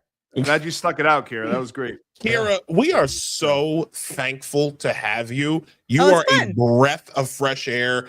I am so happy to have connected with you. Please feel free to come by anytime. Yeah, please. The only condition that I have is that when you come back, you'll have to have like full Chicago Bears regalia. You got like Chicago Bears hoodie, the whole bit. I might have to, because probably why they lost today is because I had none on. That's probably why they lost. That's what it is. Probably. Yeah. So I will. Why did you break the tradition? Yeah. Well, it's a formula, guys. I mean, we're always working on it here in the Davis house. It's a formula. Hat and jersey, or just hat, or just jersey. You got to strike the balance. Home, away. I mean, we're a part, as every American sports fan knows, you are just as much a part of the victory as the guys on the field. Yeah, absolutely. Right? Yeah. Right. If it weren't for you, your team wouldn't win. Yep. Always. Listen. As a DC United supporter, as someone who wears black and red like all the time, I did, and with plenty, and me and my wife got plenty of pictures of us together rocking black and red. We understand that well. Well, before you let me go, can I make my pitches? Please. No. Yeah, that was the next question I was going to ask. This is actually what I want to show you. Please. Because we've been talking about the madness. So I just joined this. It is a pro bono law firm. It's called Center for Parental Rights out of Florida. But if you just search this bumper sticker, or you go to my Facebook page or my Substack, you'll hear more about it. But these people are a pro bono firm. They defend girls and women who have been pushed out of sports by trans athletes. And they did this cool campaign, which I love, and I immediately signed on to support. So this bumper sticker, like, you can buy it for $20 or $25 or something, right? The idea is for moms to put it on their cars, because moms don't like to talk to each other about politics, because we're very social, and we need our social circle to survive. That's our survival mode. Mm-hmm. So we get wimpy about talking about important things like keeping boys out of the locker room. But this is great because you put this on your car, and then when you're in the car line, right, hopefully somebody sees it, and this is a QR code, and then they hit the QR code and it'll lead them to this website that will, if you buy this bumper sticker, the money will go to pay for pro bono defense of young women and girls who are pushed, like Riley Gaines. In fact, this center is one of the prosecutors on these two Supreme Court cases that are there. And it's a great way, it's an easy way for moms to do something without doing something, and that is the one thing that I really faced when I was a mom running for school board a few years ago. It was really hard to get the mom crowd engaged because they didn't like the topics, DEI and trans. That's what was going on. They didn't like it, but they didn't want to be, they didn't want people to think they were mean. Yeah. So I'm all for helping people get in where they fit in. So that's one thing, but the easiest way to follow what I'm doing is to go follow me on Instagram at just Kira Davis, JOST Kira Davis, or on X at Kira Davis, or justkiradavis.com. I want to thank you guys for your flexibility and your grace tonight, but also just for being fun and being out there and talking and chatting. And thanks for having me on. I had a good time. It was a fun way to spend a Sunday night. It's great to meet you. We appreciate that, Kira. Same here, Thank Kira. you so much. We're gonna do it again too. Yes, please. You come back on. We're definitely having you back on. So okay, well, don't say it if you don't mean it. I mean it. We do. Okay. We do. My word. All right. And for the crowd, if you guys want to see me, I'll be hosting Dr. Drew. I'll be filling in for Dr. Drew on Ask Dr. Drew Live on Tuesday. Big gig. Big you can see me there.